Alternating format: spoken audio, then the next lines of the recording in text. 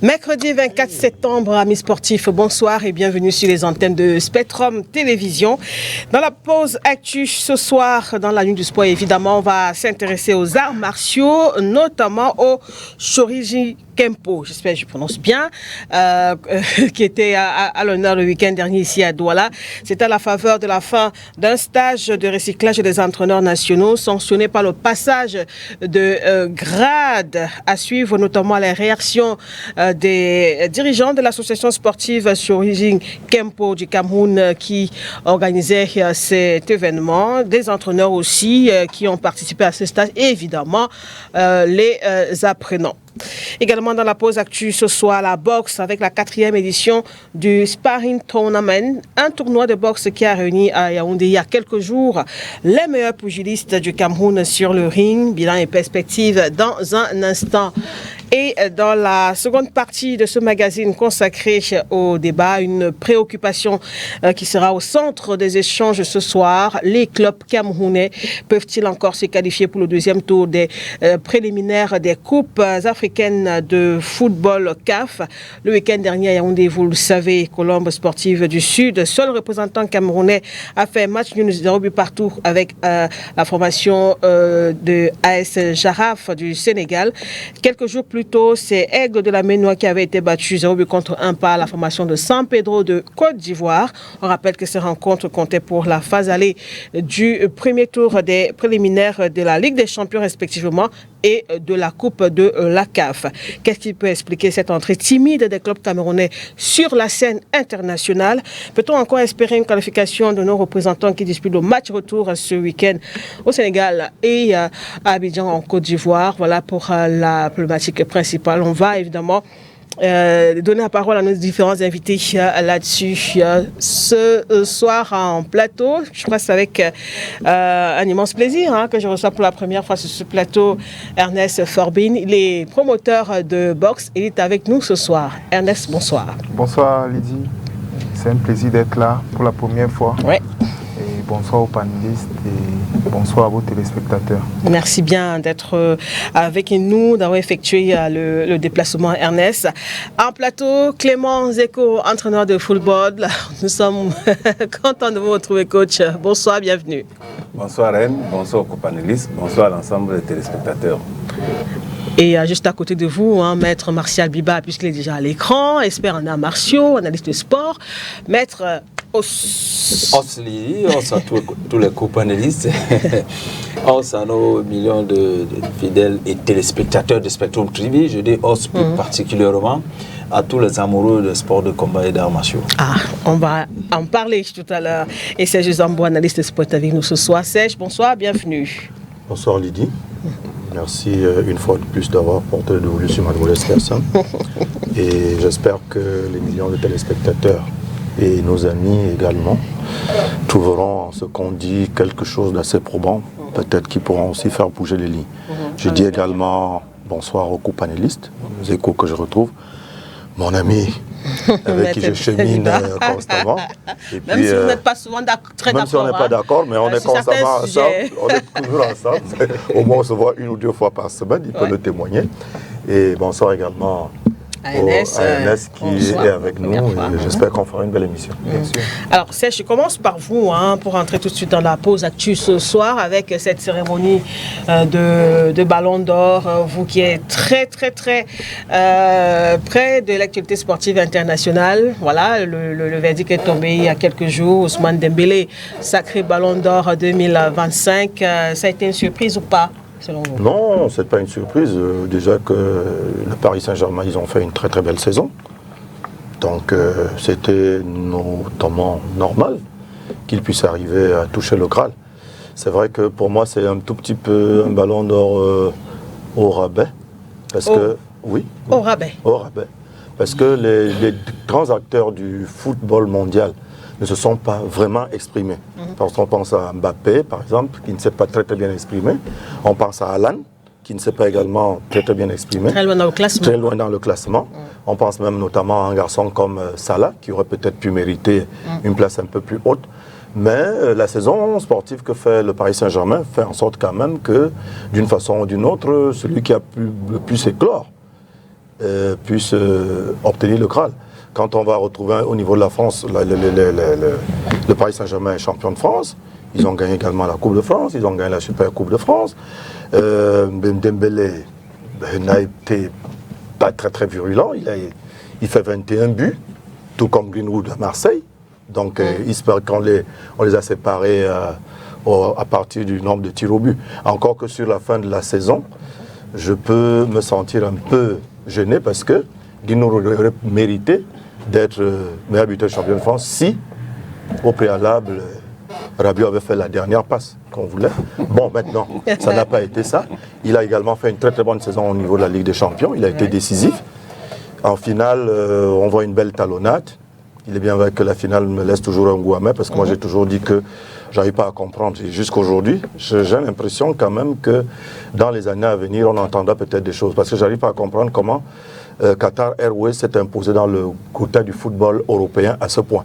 Où ils sont le sponsor de l'Inter de Milan, ils sont le sponsor de Manchester, ils sont le sponsor même du Paris Saint-Germain, ils sont le sponsor même de la Ligue des Champions. Hier encore ou avant-hier, je ne sais pas trop, lundi, ils étaient encore le sponsor de l'organisation de cette cérémonie. Donc pour moi, il y a quelque chose, ça fait quand même un peu trop. Bon, si c'est ouvert, si c'est honnête, tant mieux. Mais je sais que parfois dans les affaires de football, ils pourraient après entendre dire qu'il y a eu. Si c'est ça, c'est bon. Bon, maintenant, encore heureux. Là, c'est le Marseillais qui parle. Oui, c'est le Marseillais qui parle. Ah ouais. Même l'analyse de sport. Je suis encore heureux que Dembélé, Africain, de souche, puisse toucher au Graal, quand même, parce que après le Mozambicain Zobio, Mozambique par portugais, on a eu Weah, entièrement africain, libérien. Nous avons aujourd'hui Dembélé, moitié malien, moitié français, comme vous voulez. Ça fait quand même plaisir de trouver quelqu'un à la peau noire qui prend ce truc. On aurait aussi peut-être pu penser à un moment donné, je chute par là, à Samuel Eto'o qui avait fait une bonne saison en 2006, mais c'est pour ça que je dis que c'est au rabais. Parce que si Samuel fait la saison que Dembélé fait cette année-ci, il prend le Graal. Mais sauf que en ce moment, Samuel a des ogres devant, il y a Messi qui est là, il y a Ronaldo. Donc c'est difficile. Compliqué. C'est compliqué. C'est pour ça que je dis que le ballon d'or aujourd'hui, celui qu'on a attribué, que ce soit avec Rodri l'année dernière ou avec Dembélé, c'est un peu au rabais par rapport au ballon d'or d'antan. Je ne dis pas que les joueurs ne sont pas bons. Je dis par rapport au ballon d'or d'antan. Voilà. Alors, coach Clément Nzeko, est-ce que c'est une lecture que vous partagez, ballon d'or au rabais ou pas, selon vous?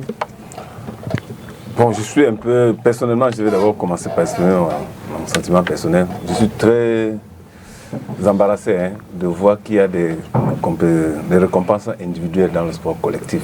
C'est très difficile à attribuer, extrêmement difficile à attribuer. Et vous voyez toute la démonstration qu'il a faite là, je ne veux pas dire qu'il s'était mêlé les pinceaux, simplement parce qu'on a récompensé un individu qui semble avoir été pour cette saison la meilleure personne en tant qu'acteur sur le terrain. Quand on dit meilleur, c'est-à-dire que dans l'efficacité, dans l'aura, dans l'impact sur le jeu et maintenant, et même la discipline aussi. Et quand on regarde que un des soutiens forts qui font en sorte que Dembélé soit... c'est la prestation de toute l'équipe. Donc c'est un sport collectif, mais à l'intérieur duquel on tire un individu et on met en orbite. C'est très difficile. Mais ce n'est pas la première fois. Non, oui, c'est mon sentiment. C'est mon sentiment. Maintenant, après, je vais sortir de mon sentiment, je vais analyser. C'est pourquoi on voit la difficulté qu'il y a. C'est pourquoi on voit la difficulté qu'il y a. Et pour le ballon d'or précis de Dembélé, j'ai eu l'impression que j'ai rêvé. Et quand je me suis réveillé, le rêve s'est réalisé. Qu'est-ce que je veux dire? Le lobbying français a acté depuis... Tout le monde avait une Dembélé au bout de la lèvre avant qu'on ne commence ce temps. Tout à fait. Donc le lobbying a fonctionné. Oui. On a tellement parlé de ça que ça aurait été un peu surprenant que ça n'arrive pas. Et si d'aventure Samuel avait eu ce lobbying de la part de vous, les journalistes camerounais, par exemple, en 2006, lui aussi le ballon d'or. Parce que Samuel passe à un petit cheveu pour des raisons que nous ne pouvons pas évoquer. Donc, il y a un lobbying, quoi qu'on dise. Ça n'édulcore pas la prestation individuelle du joueur par rapport à l'ensemble de la saison et ce qui fait en sorte qu'on lui donne le ballon d'or. Donc pour moi, je suis pas surpris quand je mets en avant ce lobbying. Je ne suis pas surpris quand je vois que... Vous ne me parlez pas beaucoup des performances même. Hein. Je me serais attendu justement à ce coach Clément Zeko que vous vous intéressiez aux performances même du footballeur. Vous savez, je suis entraîneur. Oui, justement. Je suis entraîneur de foot. Et ce que je dis est extrêmement profond. C'est-à-dire que si je dois mettre 11 joueurs sur le terrain en amadouant, entre guillemets, un seul, ça devient difficile. Ce que l'entraîneur demande aux joueurs, c'est de jouer avec l'autre pour produire le résultat qu'on recherche. Tout à fait. Mais maintenant, à l'intérieur de ce jeu, chacun y va avec ses qualités individuelles, avec les facilités qui sont les siennes, pour pouvoir aller au résultat. Et c'est le résultat à la fin qui compte. Mais maintenant, quand le résultat compte, un ballon donné à un joueur, il y en a qui contrôlent de l'intérieur, l'autre va contrôler du coup de pied. Ça, c'est la qualité individuelle. Maintenant, si le contrôle est réussi, que ce soit de l'intérieur ou du coup du pied, c'est bon. Maintenant, si le contrôle n'est pas réussi, on va regarder la surface de contact pour juger de l'opportunité de cette surface-là utilisée à cet instant-là. Mais si vous avez deux joueurs qui un peu contrôlent du coup de pied, l'autre de l'intérieur, et que le ballon obéisse à la situation, il n'y a pas de souci. Il en est ainsi des joueurs de cette trempe-là. Donc, si je prends le discours dans ce sens-là, c'est pour dire que Dembélé, individuellement, oui, il le mérite. Il le mérite parce qu'il ne s'est pas auto-proclamé. On l'a élu. Selon le critère. Tout ce que le vote. Il a été voté parce que, bon, et les critères de vote sont connus à l'avance. Donc, non, c'est mérité parce que même s'il était resté sans jouer et qu'on l'a voté, c'est ce qu'on a voté. Donc, je crois qu'il a été voté. Alors, je voudrais bien avoir l'avis d'Ernest aussi par rapport à cette actualité. Je ne suis pas statisticien, donc je ne peux pas. Bon, je ne m'y connais pas trop en football, mais je suis l'actualité sportive comme tout le monde. Et en tant que promoteur, je suis un peu content du fait que un joueur du Paris Saint-Germain l'ait gagné. Parce que le Paris Saint-Germain, le gros projet Qatari, Nasser et tout ce qu'on connaît, ça fait beaucoup d'années. Ils essayent de se hisser au toit de l'Europe. Et s'ils ont pu arriver à gagner la Champions League et un de leurs joueurs a pu être couronné meilleur joueur du monde ou bien d'Europe, moi, ça me fait plaisir en tant que promoteur de sport qui connaît les difficultés qu'il y a pour prendre une équipe à un niveau 1 et le ramener à un niveau 5, 6, 7, 8, 9, 10. Moi, ça me plaît. La vision stratégique, l'investissement sur une longue période et tout ce qu'il y a autour, il faut le faire. Ça semble facile, mais il faut le réaliser. Oui, bon, moi, à titre personnel, ça me plaît que Manchester City a pu avoir un ballon d'or l'année passée et cette année, le Paris Saint-Germain a pu l'avoir. Moi, ça me plaît. Oui, à titre personnel. Qatar Airways, toujours.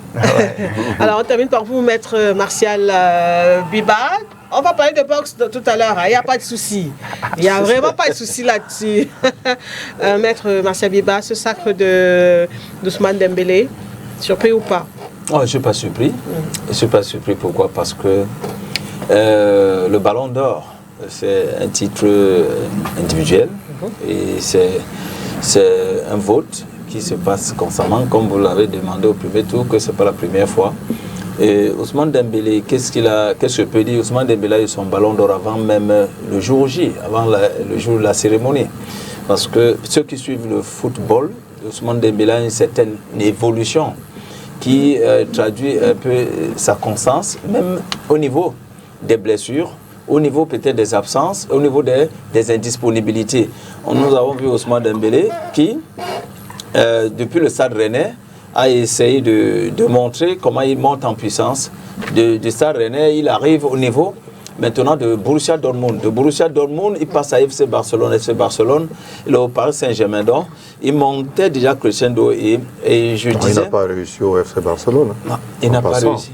Il n'a pas réussi au FC Barcelone, il a eu les titres avec le FC Barcelone. Il est sur le banc de touche, c'est comme Bernard Diomède qui gagne la Coupe du Monde étant sur le banc de touche, ou Lionel Charbonnier. Merci. Avoir les titres au banc de touche ne sont pas effacés, ça entre bon endroit. Ça entre dans votre palmarès. Oui, je suis d'accord, mais ça ne veut pas dire qu'il a... Quand tu dis qu'il monte crescendo, je ne vois pas le crescendo. Je dis bien qu'il monte crescendo parce que je ne sais pas si le palmarès qu'il a eu avec FC Barcelone, il a eu avec le Stade Rennais. Parce que avec le Stade Rennais, s'il n'a pas eu avec le FC Barcelone, ça veut dire qu'il est monté crescendo en allant au FC Barcelone. C'est de ça que je suis en train de dire. Alors quand il se retrouve au Paris Saint-Germain, vous me donnez raison maintenant que c'est le vrai crescendo dont vous êtes en train de nier. Non, pas en train de nier. Là, c'est le bon crescendo. En fait, c'est au rabais parce que... Attendez. Il faut rapidement. Et puis, oui, rapidement. Excuse-moi, maître. Vraiment, le foot, c'est un peu là-dedans. Hein. Oui. Écoute, attendez. Vous savez, lorsque on part de Dortmund pour aller au Barça, c'est vraiment crescendo. Maintenant, quand on repart du Barça pour revenir au Paris Saint-Germain, vraiment, je ne pense pas que ce soit crescendo. Entre nous. Non, c'est pas une affaire de Marseillais.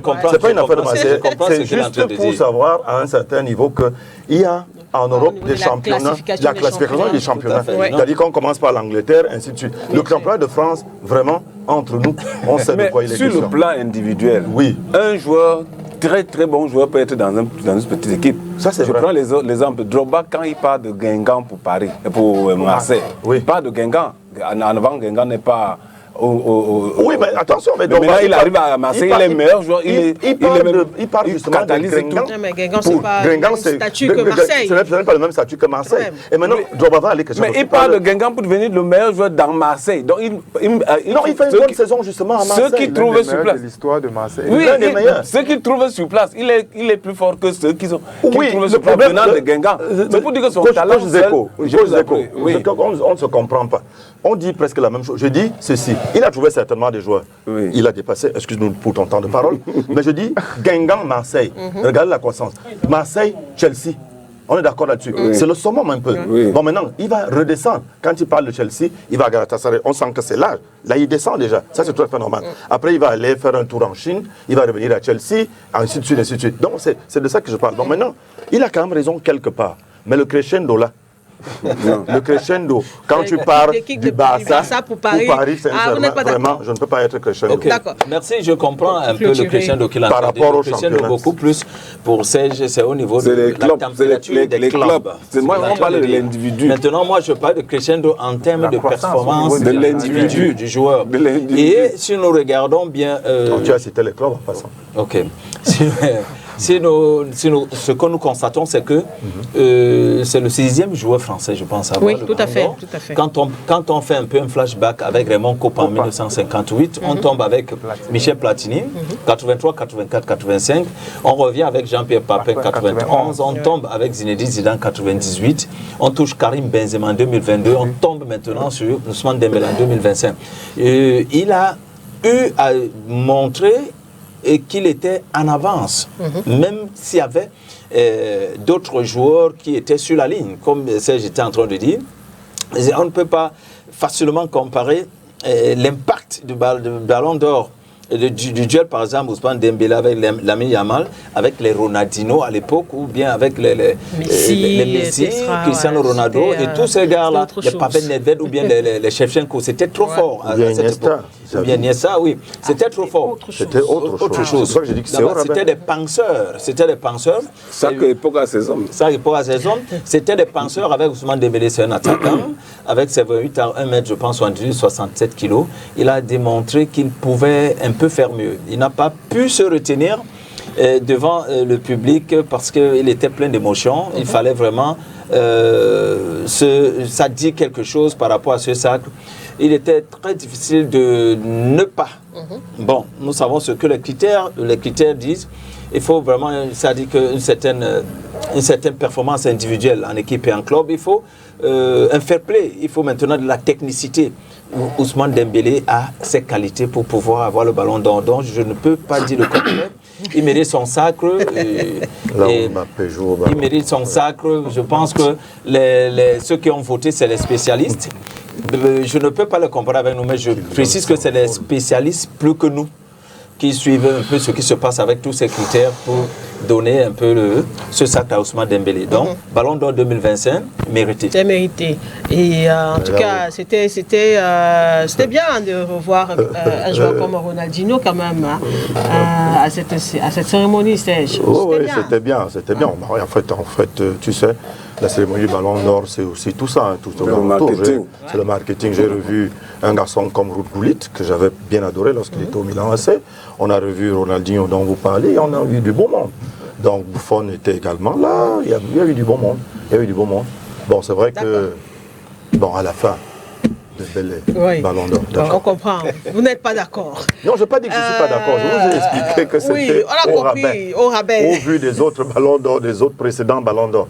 Vraiment, je dis, Dembélé ne pouvait pas, à l'époque de Tofis, être même dixième. Il n'était même pas dixième. Il ne faut pas dixième. Voilà, on va pas aller chercher Cristiano Ronaldo ou encore. Voilà, peut-être le mot. Voilà le mot à chaque époque saison. Voilà, on va passer au deuxième sujet. On va passer au deuxième sujet de cette pause actu. Et là, on va parler des arts martiaux avec la fin de ce stage de recyclage des entraîneurs du Shorinji Kempo. C'était le week-end dernier ici même à Douala. Fin de stage sanctionné évidemment par le passage des grades. On va vous proposer de suivre quelques réactions, notamment de la présidente, du promoteur, des apprenants, évidemment des entraîneurs, afin d'en savoir un peu plus sur cette discipline sportive. On les écoute au micro de Nono Futu.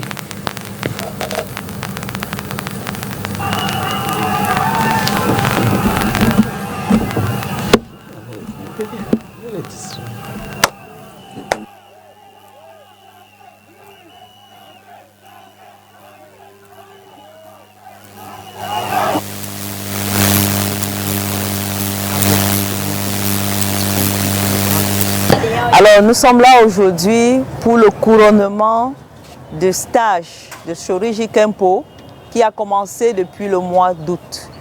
Il y a eu une série d'activités et aujourd'hui marquait la fin du stage caractérisée par la passation des grades de la jaune, la verte et la ceinture marron. Les élèves appelés en Shorinji Kempo Kenshi, pendant la période de stage, approfondissent les enseignements. Donc, le stage concerne tous les kenshi, des minaras, c'est-à-dire les ceintures blanches jusqu'aux ceintures noires. Donc, pendant les séances des entraînements qui ont lieu 4 fois par semaine, ils ont tour à tour approfondi leurs connaissances sur le Kempo en général, le Shorinji Kempo en général, sur les différents katas, les différentes techniques. Et chacun, selon son niveau, s'est donc préparé pour la passation du grade suivant. Est-ce que les élèves ont bien assimilé tous les cours que vous avez donnés? Alors nous pouvons dire, sans risque de nous tromper, au regard des prestations de ce jour, que les élèves ont assimilé, les kenshi ont assimilé. Cependant, beaucoup reste à faire.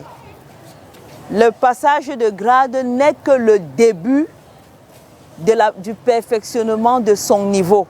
Donc à partir d'aujourd'hui, ceux qui ont passé la jaune, la verte comme la marron, se mettent davantage au travail pour perfectionner les techniques liées à leur grade. J'ai participé au stage de Shorinji Kempo pour la ceinture jaune. Le stage a duré à peu près 1 mois, mais le couronnement, la passation de grade ne signifie pas que le stage est terminé. Cela signifie simplement qu'il faut se perfectionner pour pouvoir maîtriser davantage la ceinture que j'ai passée, c'est-à-dire la jaune. J'ai reçu mon grade de ceinture jaune. Et c'est vrai que durant notre mois de stage, ce n'était pas du tout facile, mais nous avons pu faire des efforts pour atteindre nos objectifs. Et je suis vraiment satisfaite de tout ce que nous avons appris durant ce mois-ci. Et nous remercions aussi beaucoup le maître et les autres encadreurs de nous avoir vraiment soutenus jusqu'à ce jour. Que le chirurgie Kempo, ce n'est pas un art comme les autres, donc c'est différent. C'est un art de plus de self-défense, pied-point, donc ça regroupe tous les arts martiaux. J'invite tout le monde à pratiquer le chirurgie Kempo. Dans la formation, puisque on a plus les nouveaux apprenants, on met plus l'accent sur le pied-point. Le self-défense, ça vient après, parce que le self-défense, c'est déjà au niveau de certains grades, certaines ceintures. Déjà à partir de ceinture marron, quand vous avez ceinture marron, ceinture bleue, ceinture verte, ceinture marron, on commence à vous apprendre le self-défense. Parce qu'on apprend pas le self-défense aux enfants. Il y a aussi on peut aussi inviter les parents. Les parents peuvent venir rien que pour le self-défense. Parce que le self-défense, ça aide partout. Le chirurgie Kempo, c'est en fait littéralement est défini comme le développement des capacités humaines jusqu'à leur plein épanouissement. Mais quand on parle de Shorinji, ça veut dire simplement Shaolin, la version chinoise. Shaolin qui veut dire jeune forêt, et Kempo qui est Kwanfa ou Chuanfa, ou qui signifie méthode de poing, ou la boxe, comme vous pouvez vous entendre. Donc la boxe, c'est la jeune forêt. Ceux qui pratiquent ça sont les Kenshi ou des moines. En ce moment, je pense que le Kempo se porte très bien. Nous sommes en pleine promotion. Et mon objectif premier est d'abord d'implémenter ça dans toute la région du Cameroun. En commençant d'abord par Douala. Vous savez, pour moi, tous les arts martiaux se valent. Mais la différence entre le Shorinji Kempo et les autres arts martiaux, c'est qu'il y a presque tout dans le Shorinji Kempo. Le fondateur Michio Nakano, son nom était Sorushin. Il a d'abord fait du jiu-jitsu, il a fait le karaté, il a fait beaucoup d'art, le judo. Lui était en japonais. Il arrive maintenant au club, le temple Gyomon qui est en Chine, avec les moines. Il a appris, il a mélangé avec le wushu, et c'est ça qu'il a créé le Shorinji Kempo. Vous voyez, donc c'est un art un peu complet. Vous y trouverez presque toutes les techniques, des karaté, des boxe, des jujutsu, comme vous avez vu tantôt, et des judo et autres. Donc c'est un art qui essaie de globaliser tous les autres arts. Voilà pour ces réactions recueillies par nos neveux tués à l'issue de ce stage. Si c'est bien qu'on puisse avoir un expert en arts martiaux, 40 ans de pratique, c'est pas rien. Maître Martial Biba, on parle de Shorinji Kempo. J'espère que je prononce bien parce que c'est un peu compliqué. Effectivement, c'est comme ça qu'on le prononce. Ah, d'accord. Merci d'abord pour ces éloges. Oui, j'ai 40 ans. Cette année, 40 ans de pratique martiale pluridisciplinaire avec au moins 4 à 5 disciplines pratiquées. Ouais. Oui, le Shorinji Kempo, c'est une discipline qui tellement rassemble certaines disciplines, pas toutes les disciplines. Laissez-moi un peu parcourir, s'il faut vraiment clarifier les fidèles téléspectateurs Spectrum TV. Dans Shorinji, Shorin veut dire Shaolin. Shorin veut dire Shaolin. Ji veut dire monastère ou temple. Et maintenant, Kem veut dire main au point. Alors, et Po veut dire tout simplement méthode. Donc le Shorinji Kempo, tout simplement, c'est la voie du coup de poing du temple de Shaolin. C'est ce que ça veut tout simplement dire. On a un souci. Est-ce qu'on peut arrêter au niveau de la réalisation? Voilà, merci. Maître, poursuivez. On ne s'entendait pas du tout. Oui, j'étais tout simplement en train de dire que le Shorinji Kempo, c'est une discipline qui tire un peu sa philosophie au niveau du monastère de Shaolin. Donc, à partir de son sens étymologique, Shorin veut dire Shaolin. Quand on parle de Shorinji Kempo, Shorin veut dire Shaolin. Ji veut dire monastère au temple. Kem veut dire main ou bien point. Et Po veut dire méthode. Donc, le Shorinji Kempo est tout simplement la méthode de la voie du monastère de Shaolin. Le monastère de Shaolin, c'est la jeune forêt. Mais ici, tant comme on parle du passage de grade et le recyclage, il faut d'abord faire savoir une chose, c'est que pour des grandes disciplines comme celle-ci, avec des enfants, il faut ce qu'on appelle l'éducation sportive, avec des enfants. Pourquoi? Parce que à la maison, l'enfant a son parent, a son géniteur, mais au club, vous êtes le parent de cet enfant, en termes d'éducation. Donc, avec les enfants d'éducation sportive, avec les adolescents, vous ouvrez maintenant une page au niveau de la compétition. Parce qu'il y a le sang, il y a la âme, il y a la détermination. Avec les adultes, c'est le sport de maintien. Le Shorinji Kempo, ici, le but de passage de grade et de recyclage des entraîneurs, c'est que dans le Shorinji Kempo, le passage de grade s'effectue en 2 plans. Le premier plan, c'est le passage de grade technique. Le deuxième plan, quand je parle du passage de grade technique, Ça veut dire que vous avez par exemple les frappes, vous avez des clés, vous avez des projections. Là, sur le plan technique. Il y a le passage de grade. Donc, sur le plan technique, je reviens. Ils ont des grades qu'on appelle les grades Bukai. Maintenant, le passage de grade, maintenant, sur le plan philosophique, ça veut dire qu'en ce moment, vous avez, sur le plan spirituel, pardon, vous avez la méditation et la philosophie. Là-bas, il y a des grades qu'on appelle les grades Okai. Parce que quand on parle de la philosophie ici dans le Shōjin Kempo, dans les arts martiaux, c'est pas seulement l'amour de la sagesse, mais c'est beaucoup plus l'art d'exprimer sa pensée, l'art d'exprimer sa technicité, l'art d'exprimer son mode de vie à travers la pratique martiale. Et quand on parle de la méditation, nous savons bien que méditer simplement, et ça de réfléchir longuement sur un sujet. Quand vous choisissez une discipline comme celle-ci, vous réfléchissez beaucoup plus sur l'objectif dont vous vous êtes assigné pour la pratique de cette discipline. Mais comme il y a maintenant une formation technique en termes de self-défense, vous avez aussi une formation maintenant spirituelle en termes de philosophie et méditation.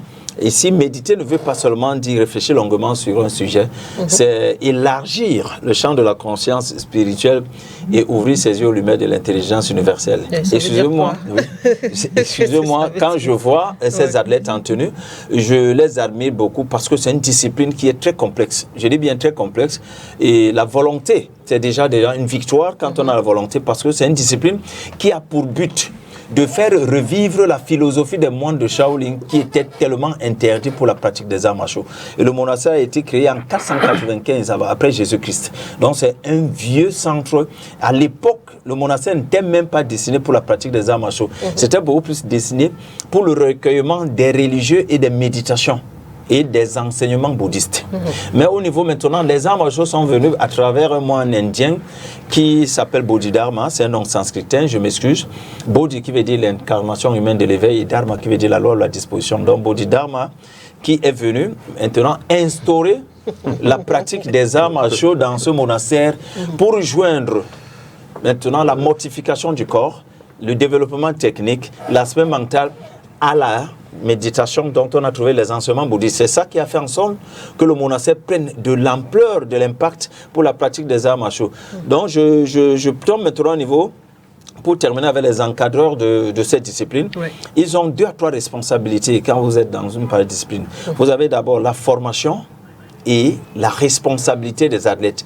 Quand je parle premièrement de la formation et la responsabilité des athlètes, ça veut dire que vous en tant qu'encadreur, vous êtes investi de pouvoir bien encadrer ces athlètes pour que, ça dit que cette tradition qui a été déportée du monastère de Shaolin vers le monde extérieur soit bien assimilée par des athlètes. La deuxième des choses, il y a ce qu'on appelle l'enseignement et la transmission. Pour l'enseignement, vous devez bien transmettre ces connaissances pour que demain après-demain, qu'ils soient de bons pratiquants de Shōjin Kempo. Parce que demain après-demain, vous savez, il peut y avoir des compétitions et à l'extérieur, il faudrait qu'on sache qu'il existe le Shōjin Kempo ici au Cameroun. Le troisième point maintenant que je voulais apporter, c'est beaucoup plus l'implémentation de cette discipline. Ça veut dire que quand il y a passage de grade, et ce recyclage, c'est pour permettre en sorte qu'il y ait une cohérence et la rigueur dans le processus de cette discipline. Voilà ce que je peux dire pour l'ensemble, pour cette discipline. Et avec des grades, vous avez suivi les athlètes, les élèves, on les appelle les kenshi. Mais les grades pour les élèves des kenshi, on les appelle les kyukenshi. C'est ça, des grades qui partent peut-être de la ceinture blanche jusqu'à la ceinture marron. Après ça, vous passez au dan.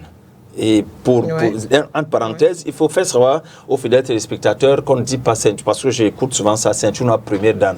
Ça n'existe pas, on dit ceinture noire premier dan. On dit un dan, D-A-N. Et quand on est au premier dan, c'est Shodan, deuxième dan, Nidan, troisième Sandan, jusqu'à peut-être vous êtes à Kyudan. Ça fait en sorte que dans les arts martiaux, l'évolution est tellement bien contrôlée. Si vous n'êtes pas bien préparé, vous ne faites pas un passage de grade. On doit vous évaluer parce qu'il y va maintenant de l'importance même de la tradition martiale.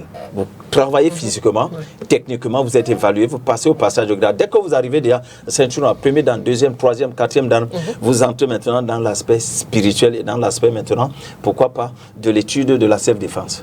Tout à l'heure, on a un intervenant, je crois que c'était l'entraîneur, l'un des entraîneurs qui parlait d'implémentation de cette discipline. Bon, à part la ville de Douala, par exemple, il va falloir vulgariser ça un peu partout au Cameroun. Quelle pourrait être la place qu'on devrait accorder à une discipline pareille, quand on sait quand même que les arts martiaux, on en a un peu beaucoup.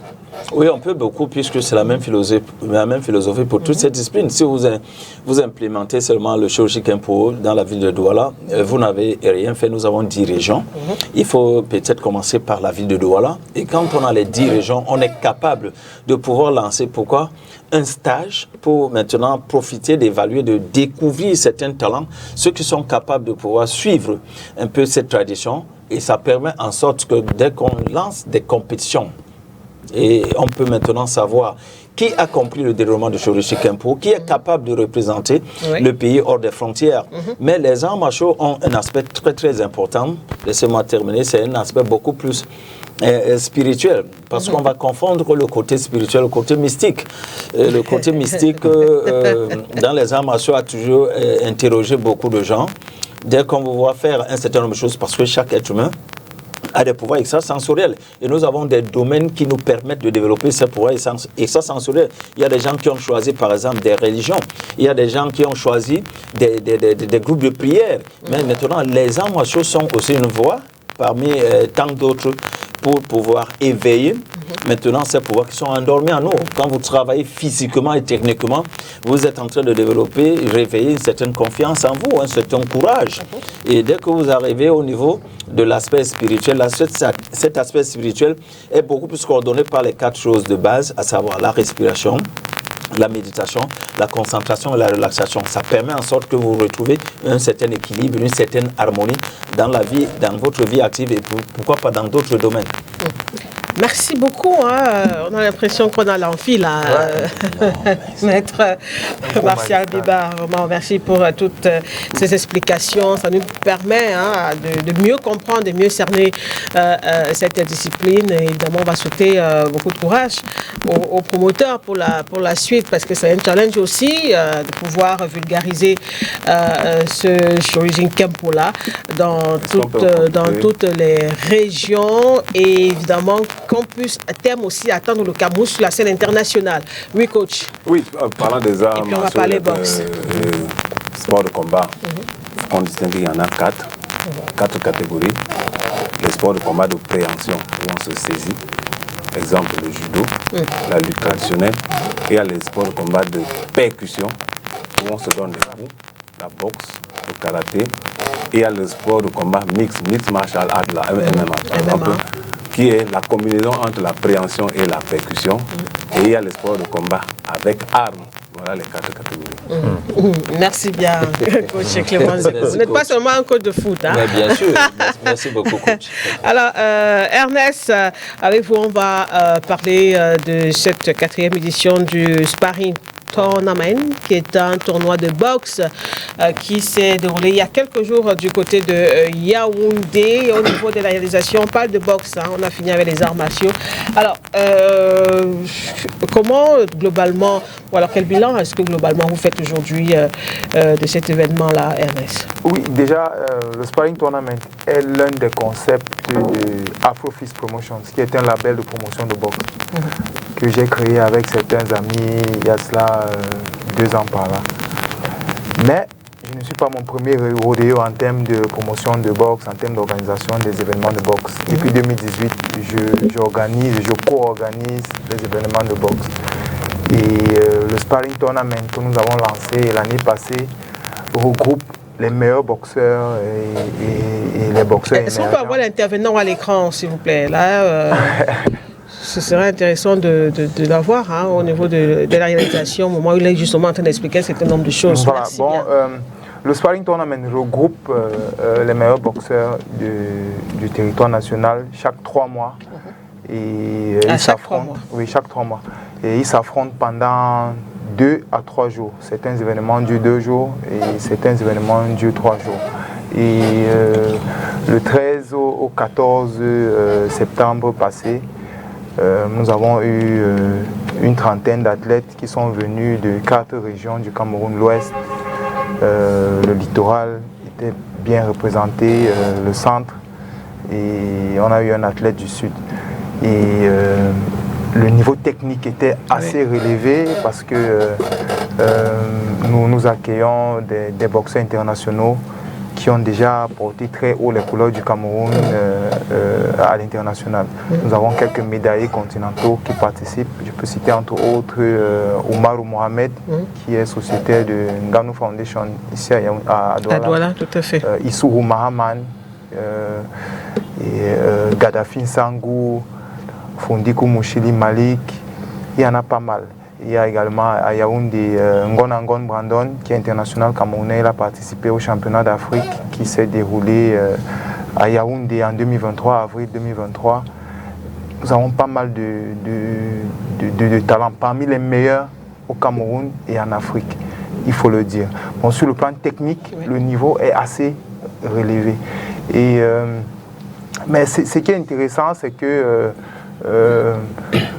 nous avons créé notre structure pour essayer de dépasser le paradigme qui s'appesantit davantage sur des prouesses purement sportives.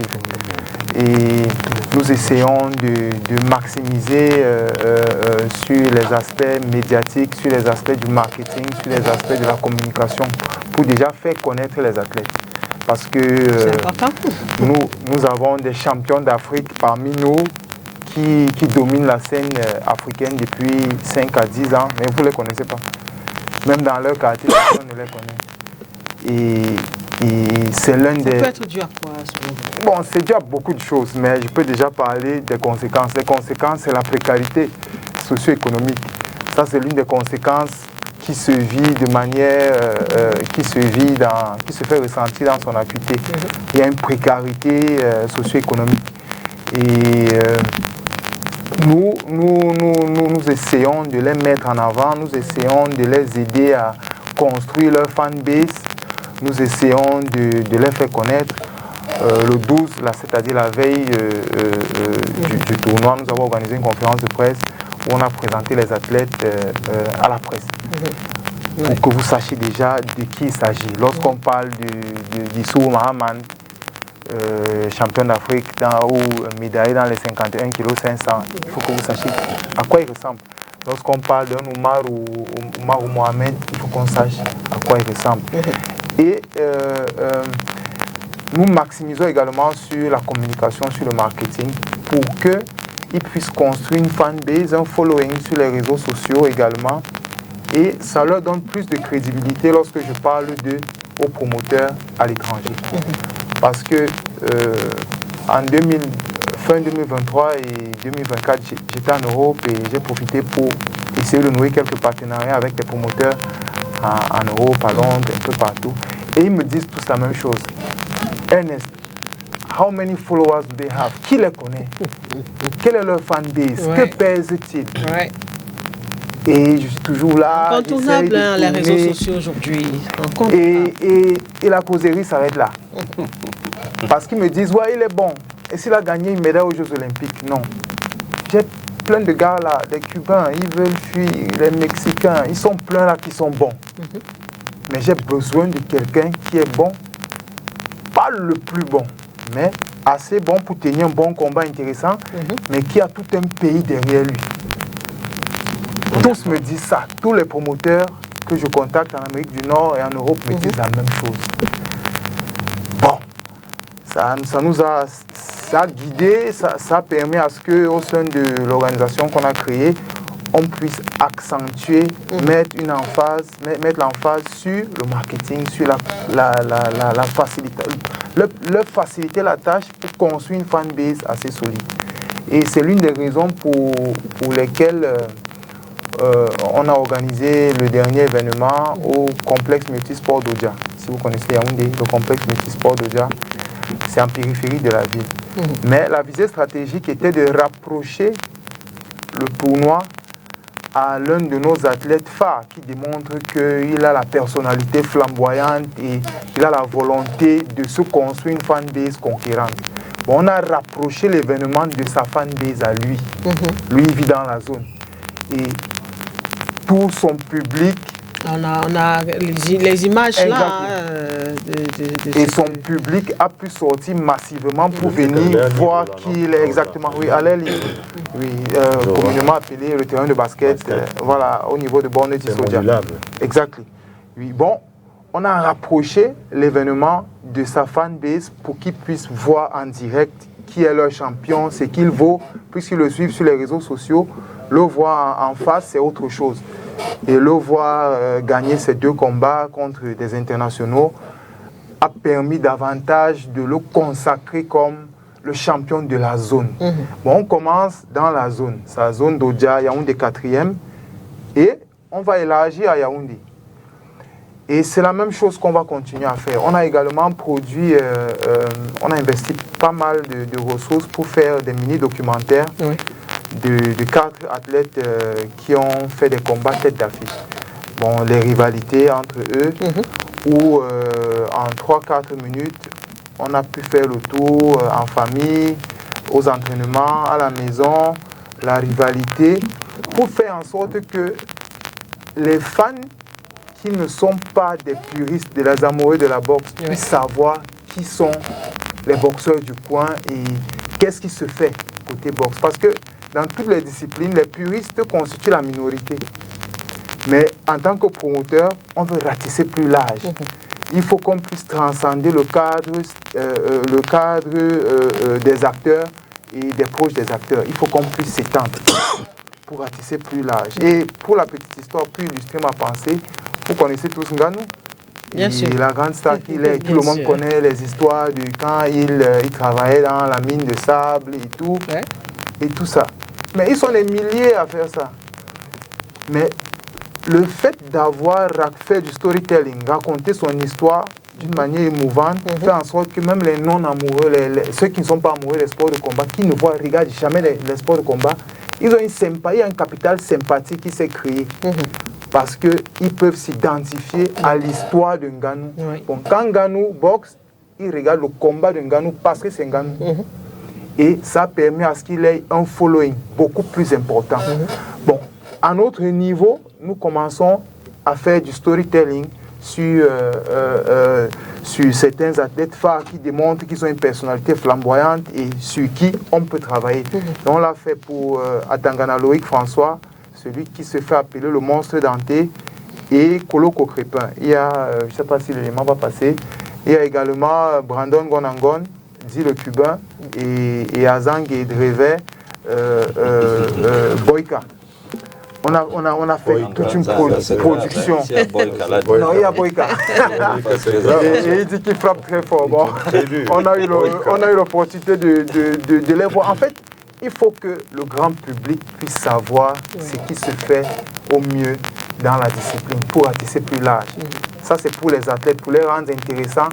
D'abord ici, au niveau national, parce que j'ai fait plusieurs réunions avec les chargés de marketing des grosses boîtes, des structures brassicoles, etc., de téléphonie. Et ils me disent plus ou moins la même chose. Ils me disent, tu peux rassembler combien de personnes, toi?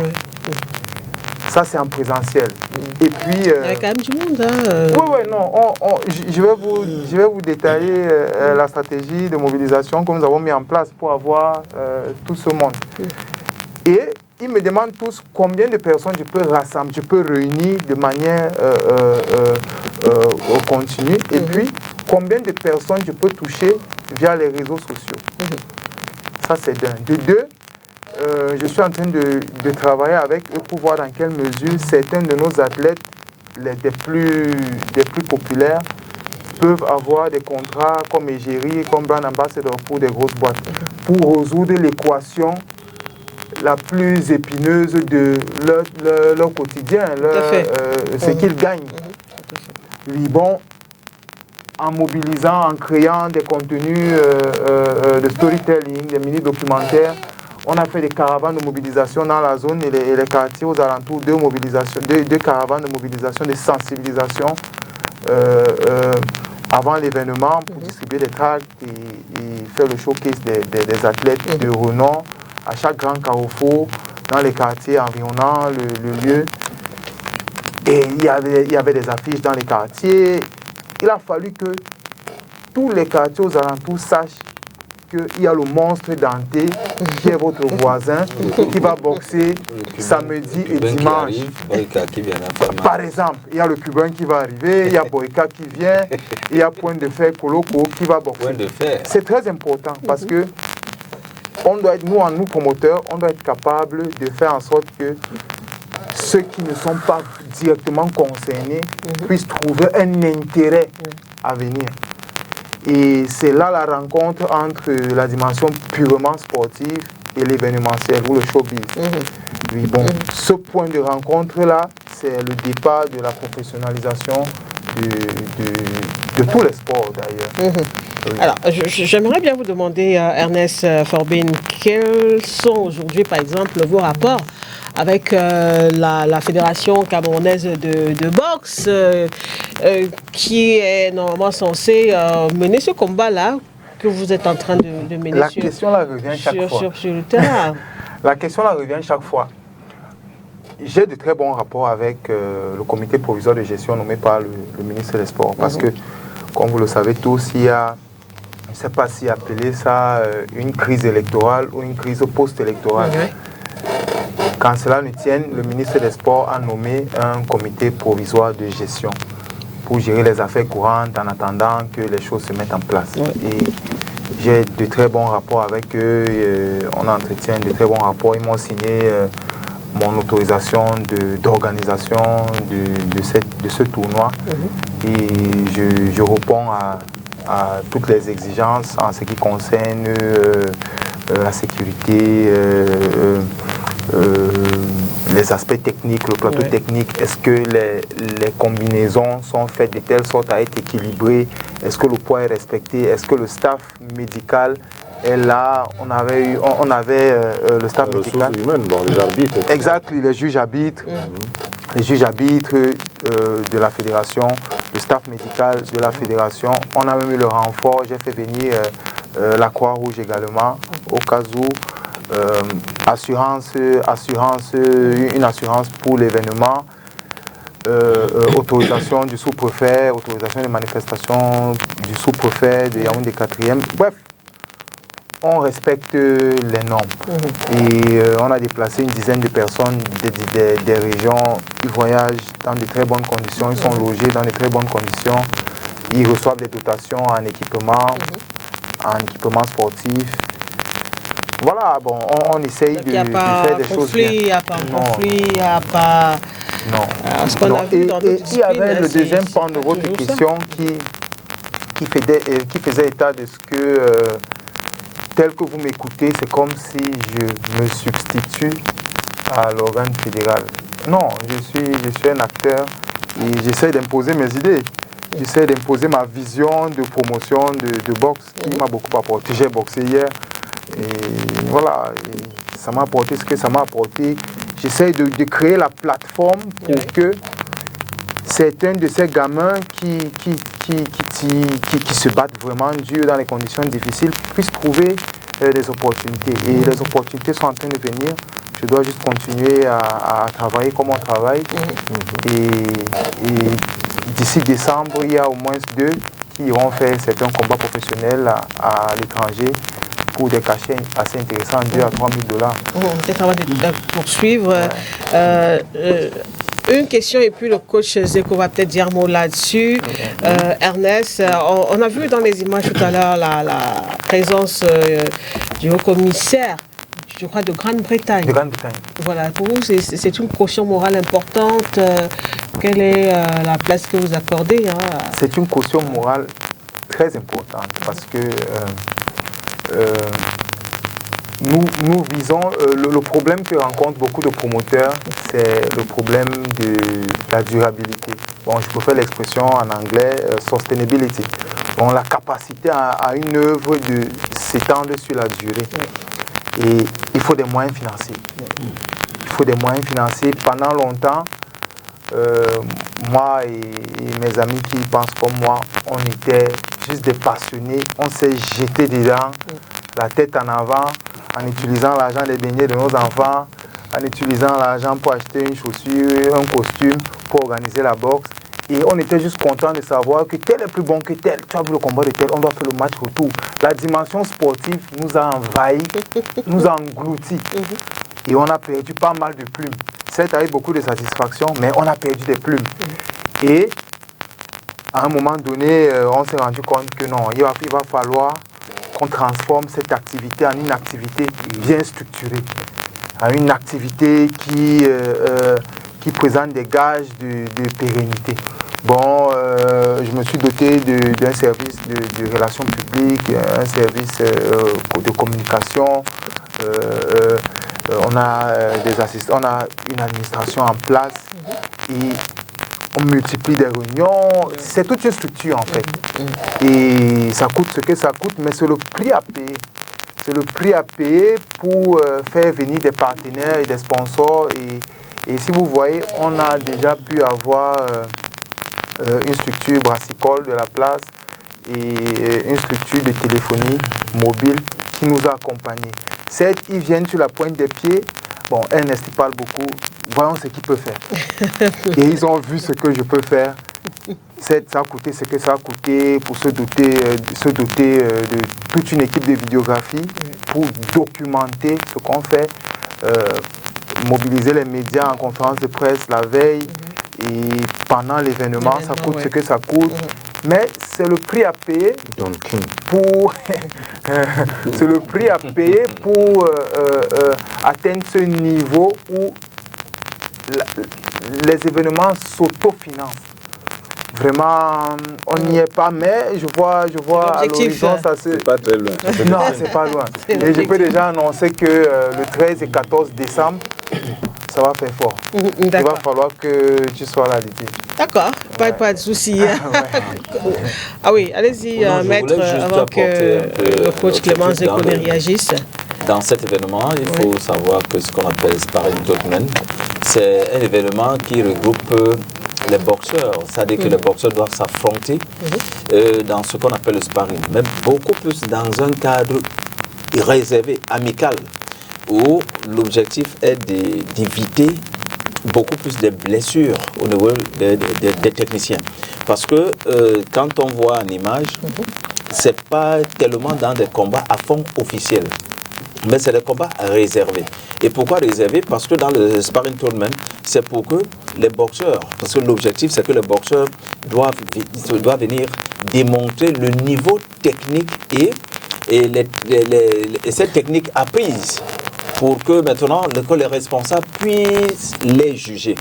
Et c'est ça qui fait en sorte que quand ils sont en train de regrouper, l'heure du promoteur, c'est d'avoir les bons techniciens demain après demain. Tout le quartier est sorti. Oui, tout le quartier est sorti. Pourquoi? Parce qu'il a parlé un peu de cette publicité. Vous voyez, si vous travaillez à fond, c'est pas mauvais. Mais c'est tellement mauvais dans le cadre où on vous fait savoir qu'en même temps, vous êtes suivi c'est-à-dire pour votre niveau technique, en même temps, vous avez une carrière à gérer. Donc, le sparring tournament, c'est de pouvoir lutter contre les blessures tout en vantant le niveau technique des boxeurs. Est-ce que c'est facile alors d'éviter de se blesser dans ces cas? C'est facile d'éviter à partir du moment où, vous savez, quand vous êtes technicien, surtout dans les sports de combat, vous pouvez éviter les blessures comme vous pouvez les imposer. Vous savez, dans les arts martiaux, par exemple, on parle de l'art de la guerre et l'art de guérir. Donc, en boxe, si vous avez des bons coachs qui vous disent, quand vous faites un jab, quand vous faites un crochet au percute, quand vous faites un retrait partiel ou bien un retrait total ou bien un parage, c'est-à-dire esquive rotative, parage chassé, si vous n'êtes pas en garde, vous prenez une blessure. Mais un bon technicien, quand il fait toutes ces techniques, il est en garde, même s'il a des blessures, il a moins de blessures. Donc ici, dans le sparring tournament, c'est de juger le niveau technique des athlètes tout en maintenant protégeant ces athlètes contre les blessures. Comme un match amical en football. Oui, comme un match amical en football. Parce que si vous êtes constamment blessé, vous n'avez plus une carrière rassurante. Oui. Mais si vous êtes vous contrôlez les blessures, vous êtes en train de faire évoluer votre niveau technique sans le savoir. Merci bien. Maître Biba. Merci bien pour ce complément d'information. Je voudrais bien avoir la réaction du coach Clément Zeko, qui est également très au fait de l'actualité quand ça concerne d'autres disciplines. C'est pas seulement le foot. Donc, on a une initiative comme pareil. Coach Clément Zeko est là. Tout à l'heure, Ernest disait, bon, l'objectif, c'est que l'événement, enfin, ce genre d'événement soit voilà, et que sur la durée, que ça continue d'exister. Exact. Oui, ce qu'il ne dit pas aussi, c'est qu'il est en train de remettre à la boxe ce que la boxe lui a donné. Et pour il a dit quand même. Oui, il ne le dit pas très directement. Il doit bien le dire. Oui. En des thèmes clairs. Il doit bien le dire. En des thèmes clairs. Et c'est intéressant parce que pour avoir parcouru le chemin, il sait à quel endroit il y a des embûches. Et comment faire pour tenir la main à ceux qui peuvent s'engager dans le même chemin. Et comment aussi créer l'émulation sur ceux qui, sans le vouloir profondément, ont besoin d'être draftés, entre guillemets, de les amener sur ce chemin-là. Et en faisant des tournois comme ça, parce que dans le quartier du champion, il peut y avoir des champions en miniature qui ne sont pas encore révélés. Et ça va booster, ça va susciter les vocations. Ainsi, on pourra les voir. Donc, c'est quelque chose d'intéressant. Et il n'y a rien de mieux que quelqu'un qui est dans une discipline, qui a fait une discipline, pour savoir qu'est-ce qu'il faut pour cette discipline-là. Et il ne lui faudra que des moyens. Oui.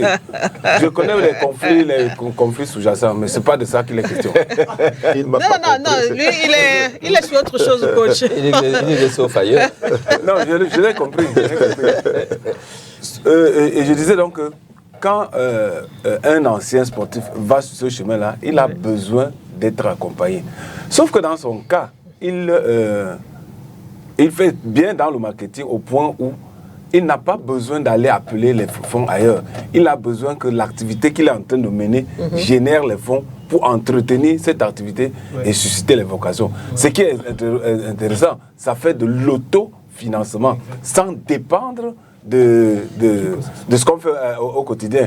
Dès qu'on a un petit événement, on tend la main aux autres, aux autres. On peut tendre à la première édition, mais maintenant, susciter et provoquer cet autofinancement-là. Et après, maintenant, ça devient même rituel. Oui. Donc, il faut les encourager. Et je vais aller dans le sens du coach. J'ai certains amis assez haut placés, assez nantis. Mais la première fois, je peux aller vers eux. Non, tu sais, les gamins que j'encadre là, ils doivent boxer et tout. Ils donnent sa participation. Mais quand je reviens la prochaine fois, sa mine a changé. C'est un peu réticent. Et on commence à être créatif. On doit créer des sources de l'activité ça doit se financer. Oui. Sinon, l'initiative va mourir. L'initiative va mourir comme plusieurs autres initiatives. Parce que c'est ça le souci. Les gens passionnés, ça ne manque pas. Mais il faut mobiliser d'autres capacités en plus de la passion. Et il faut se doter d'une équipe, des experts. Il faut avoir des experts autour. Sinon, c'est une entreprise. In fine, c'est une entreprise.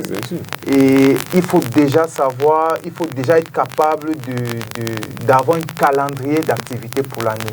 Ça commence là, parce que solliciter même l'accompagnement d'une structure, on les prévient 6 mois avant. Avec date, lieu, format avec tout un dossier technique qui requiert un travail de fond. Bon, il faut déjà être capable de se projeter sur la durée. Et ça requiert la discipline d'abord de soi. Et voilà, bon, c'est un travail de l'enjeu, c'est la structuration. Oui, et j'annonce déjà que le 13 et 14 décembre.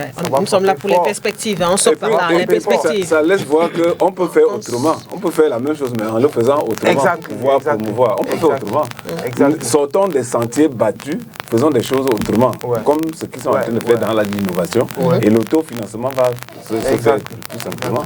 Le 13 et 14, ça va frapper fort. Et j'annonce déjà des primes assez intéressantes en espèces pour les gagnants. Toujours les pics. D'accord. Voilà. Là, on était, c'était au Dja. Oui. Et là, c'est pour vraiment terminer. Et puis, on va parler des Coupes africaines de la CAF. Donc, prochain lieu, ce sera où? Bon. Ou alors vous restez sur le même site. Voilà, on risque de rester sur le même site. Il y a quand même un problème d'infrastructure. Hein? Oui et non. Si le travail en amont est fait bien et la mobilisation est garantie, on peut lever les fonds pour louer n'importe quelle salle. Et établir un ring de ce nom. Ça a été le cas. Le ring de la fédération, on déplace. Et on l'a monté là au complexe multisport d'Oudja. On risque de faire l'événement de décembre à Oudja pour consacrer, parce que venir une fois, toute cette euphorie et disparaître pendant un an, ça s'estompe. Voilà, il faut que 2-3 mois après, on revienne pour rappeler aux populations d'Oudja et ses environs que la boxe est là pour durer et vous allez vivre des soirées de ce genre constamment. Je crois que c'est important de repartir là et avant d'aller ailleurs. Dans le palais des sports. C'est-à-dire quand même on aura l'occasion de vous voir sur Douala. Bien sûr, puisque... Non, pas peut-être. C'est prévu pour l'année prochaine. C'est prévu pour l'année prochaine.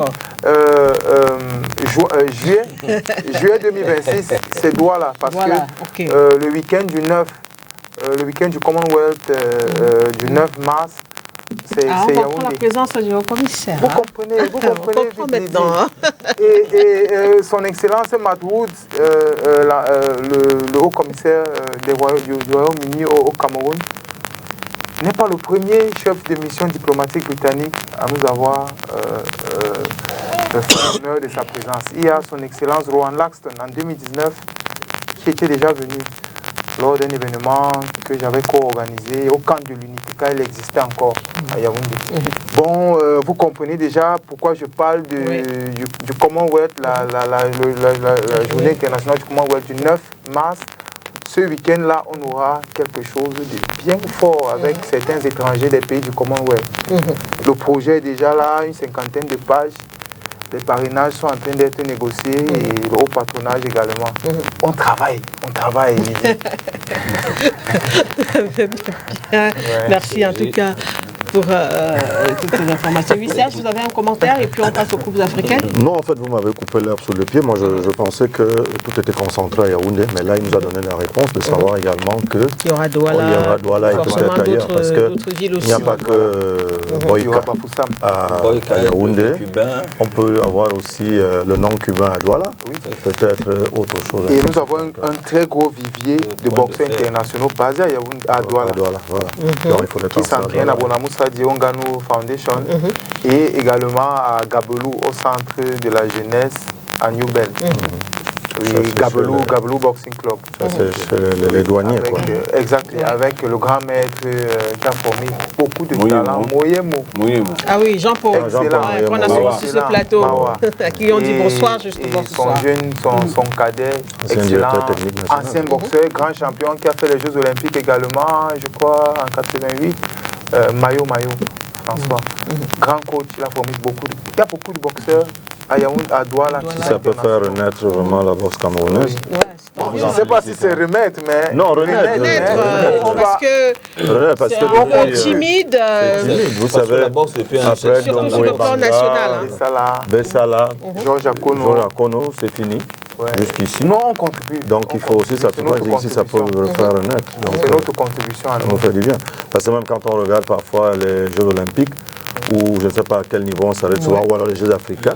On dit qu'on doit boxer peut-être en 8e de finale, si on a beaucoup fait, ou en 16e. Et on va sortir. Donc si ça peut faire en sorte que ça reparte de plus belle. L'engouement, il y a un engouement monstre auprès des athlètes et des entraîneurs. Comme il a dit, si on peut faire autrement. D'accord, merci beaucoup. Merci. Et surtout, ce qui est appréciable avec lui, c'est que lui, il vogue avec les autorités. Il ne se met pas à dos les autorités pour dire moi je. Il va avec les autorités. Parce que là, il a dit dans son libellé, moi je l'ai bien suivi. Il a dit, par exemple, que je connais bien l'endroit à Oudza, qu'on a déplacé le ring. Le ring de la fédération qu'on a vu. Quand on déplace le ring de la fédération, ça veut dire qu'il y a le quitus, accompagne, donc il y a les officiels. Donc ça veut dire qu'ils sont en odeur de sainteté. Donc vraiment, courage à vous, monsieur Ernest, et que ça fasse tache d'huile pour que les autres aussi peut-être puissent prendre. Mais on sait. En tout cas, c'est une activité qu'on va suivre et rendre compte sans problème. On va entrer dans la seconde et dernière partie de cette émission. Et ce soir, en débat, je vous l'annonçais à l'introduction, on s'intéresse à l'entrée assez timide des clubs camerounais en Coupe africaine de football CAF, en Ligue des champions. Colombe sportive du Sud a été donc tenu en échec, et puis l'Oiseau de la Ménois a été battu par San Pedro. On fait le point dans ces différents reportages et réactions aussi que nous propose Oni Ladonnette. Aigle Royal de la Ménois has suffered a narrow 0-1 defeat at home to FC San Pedro in the first leg of the CAF Confederations Cup preliminary round played at the Madu Ayijo Stadium in Yaoundé.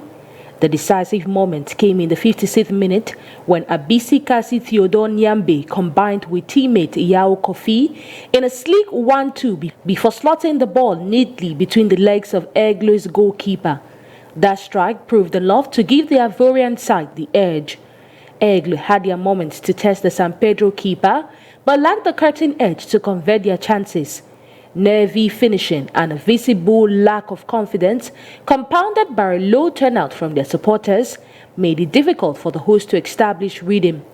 They struggled to find their footing, but managed to hold the visitors at bay for most of the first half. San Pedro nearly doubled their advantage in the 82nd minute when awarded a penalty, but Abi Kasi blasted over the bar. The result leaves FC San Pedro with a slender but valuable lead as both teams prepare for the return leg in Abidjan, Côte d'Ivoire. Aigle will need to rediscover their attacking fluency and clinical finishing if they are to overturn the deficit on foreign soil.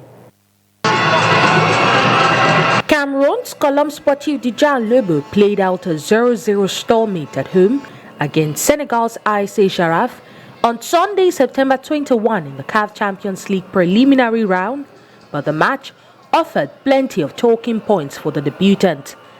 Coach Richard Toa handed 6 players their first start for the club. Between the sticks, Edouard Sombang made his continental debut, while Adam Moussa, Junior Belek, Kasimi Foku, Kalistus Ako, and Paul Harry Chike all featured for the first time in a CAF competition. Despite their inexperience at this level, Colombe Dija showed attacking intent, registering 13 shots, 6 on target.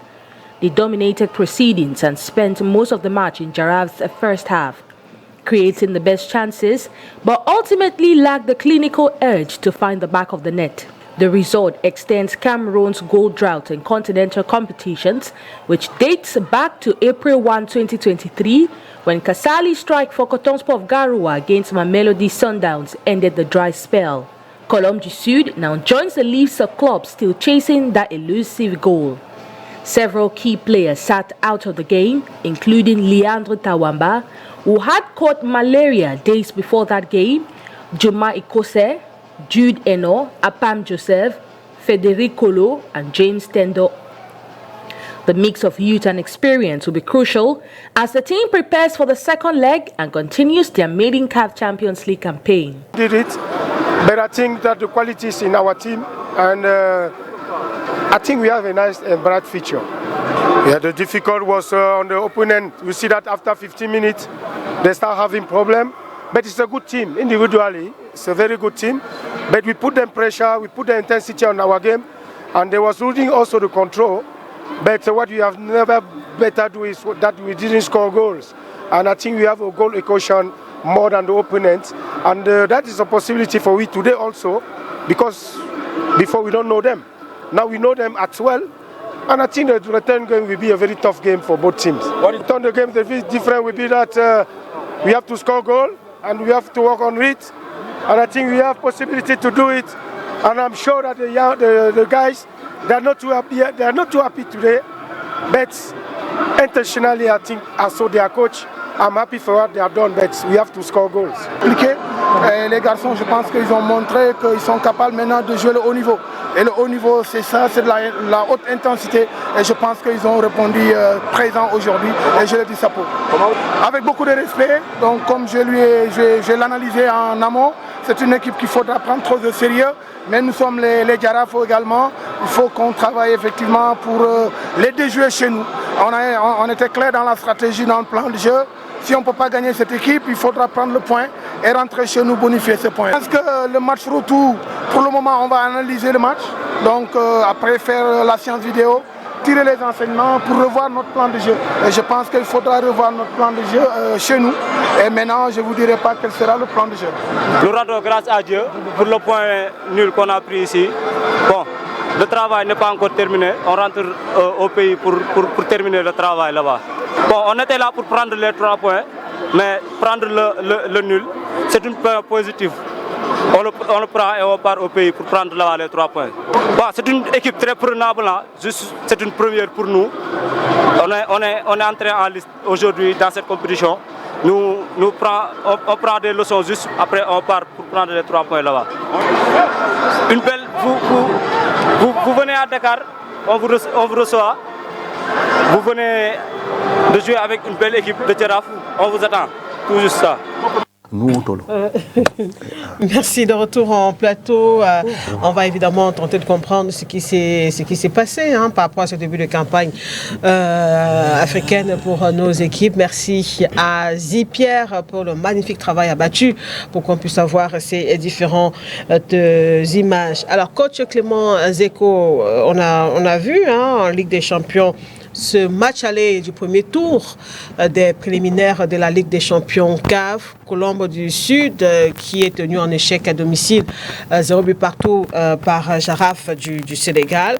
Et dans les interviews qu'on a proposées tout à l'heure, on écoutait, c'est un point nul, qui semble être considéré comme une victoire. Est-ce à dire que peut-être pour la suite, pour ce match retour, le club camerounais aura véritablement du pain sur la planche? Mais si on s'en tient aux déclarations du staff, ils sont venus pour prendre les 3 points, c'est ce qu'ils disent. S'ils rentrent avec 1 point, bon, au Cameroun, on dit qu'on ne crache pas dessus, et ils vont aller faire la différence à domicile. Mais c'est oublier aussi que la Colombe qui vient avec les mêmes ambitions. Peut-être un peu diminuant la situation par le fait que le championnat ne se joue pas et que la compétition n'a pas lieu. Ça fait donc qu'on n'a pas répété les actions qu'on aurait posées si jamais on l'avait fait. On est un peu content du rendu sur le plan de la performance par rapport pour ce qui est de la Colombe et de ce que le compte rendu que son entraîneur donne, on se rend compte effectivement qu'il avait un plan de jeu, il l'a mis en application, ça n'a pas fonctionné comme il a voulu, comme il a vraiment souhaité, mais au finish, il se contente du point du match nul. Il n'a pas pris de but à domicile, il va donc aller à l'extérieur, il est obligé de marquer un but, pour au moins un but, en cas de nul. Il ne peut pas, un nul avec but, la Colombe serait qualifiée. Donc il faudra savoir que, quel que soit le cas, ils n'ont pas réussi à marquer à domicile. Ils seront dans l'obligation de marquer à l'extérieur. Ce qui n'est pas une chose facile. Pour une équipe de Jaraf qui, jouant à l'extérieur, ne s'est pas découverte entièrement. Elle a été un peu prudente sur un certain nombre de choses. Maintenant, elle sera à domicile, elle aura la pression du domicile et elle va aussi aller faire le jeu exactement comme la Colombe a fait maintenant. Ce match-là, chacun des deux staffs a regardé, a analysé et va maintenant remonter le plan en corrigeant ce qui n'a pas été à ce niveau-là. On peut aussi regretter que Colombe n'a pas eu tous ses joueurs, parce qu'on se serait aussi un peu attendu que Tawamba, pour qui on a vraiment, qui a été à la une, à un moment donné, n'a pas pu être sur le terrain. Il aurait peut-être servi de plus-value pour que le but qu'on n'a pas pu marquer arrive. Bon, les absents, on ne peut pas se lamenter davantage, mais seulement le match de tout sera extrêmement difficile pour les deux clubs. Peut-être un peu plus pour la Colombe, parce qu'il y a un 12e homme qui va faire son apparition. Il y a la confiance du domicile. On a vu aussi qu'il y avait quand même 12e homme à Yaoundé, parmi les gradins, même le ministre Motazé, entre autres, qui était là pour soutenir le président de la fédération même de Cameroun de football, qui était là. Oui, le 12e homme de ce calibre-là, ce calibre n'est pas aligné derrière l'équipe. Généralement, ce sont les critiques de face. À partir du moment où le score n'est pas ce qu'il voit, ce qu'il souhaiterait, il n'est plus d'accord. Ce n'est plus un 12e homme. Ça devient un deuxième adversaire de circonstance. Par contre, le supporter qui danse au soleil, lambda. Qui danse au soleil, oui, le joueur de temps en temps lance un coup d'œil et il se dit non, il faut quand même que on fasse du plaisir. Et on connaît la capacité de la Colombe à mobiliser justement ses supporters. Donc sans négliger la présence des autres, mais les mettre véritablement dans le 12e homme, ce serait une erreur stratégique. Alors, Serge Zambo, un commentaire par rapport à ce match, notamment la Ligue des Champions, CAF, premier match aller du premier tour des qualifications de cette compétition, Colombe du Sud qui s'en sort avec un score nul. Bon, la lecture que je peux faire, il a déjà dit quelque chose d'assez probant. Il a dit tout à l'heure que le championnat ne se joue pas. C'est vrai également que ça ne se joue pas aussi au Sénégal en ce moment, parce que les deux équipes partent là à Vomar préparées. Sauf que Jaraf est quand même habitué à cette compétition. Bon, on a vu le Jaraf par rapport à Colombe, qui est le petit poussé qui débute, qui démarre. Bon, maintenant, on a quand même vu Jaraf qui était recoquevillé et qui sortait de temps en temps. Bon, est-ce que ce sera la même chose? Le coach l'a bien expliqué. Au match de retour, je ne pense pas. Ils vont certainement sortir pour essayer d'aller chercher la qualification. Donc, il faut bien un vainqueur. Colombe, quand même, s'est battu, tant bien que mal. Ils n'ont pas été beaucoup plus adroits, comme on le souhaitait. On a vu des occasions des Yango. Le coach Towa a essayé plusieurs remplacements offensifs vers la fin, mais ça n'a pas mordu. Bon, maintenant, parlons du 12e homme. Colombe a essayé de mobiliser, mais ça n'a pas été ça, parce que déjà, nous avons vu dans les réseaux sociaux, ils ont envoyé un document par rapport aux supporters de Douala où ils mettaient le bus en contribution en aller-retour et on te remettait, je crois, 3 000 également pour avoir un petit bout de pain. C'était pas trop ça au rendez-vous. Bon, maintenant, on a vu le président de la fédération camerounaise de football qui était bel et bien là. Bon, j'espère que cette fois-ci, on ne dira pas que c'est parce qu'il était là que les résultats n'ont pas été ce qu'ils ont été. Non, ça a un rapport. Quel rapport? Oui, c'est le président de la Fédération camerounaise de football. Ah voilà, quand le ministre des Sports, lui, sera... équipe camerounaise qui est engagée voilà, dans la compétition africaine. Je suis d'accord avec toi, ça me fait plaisir.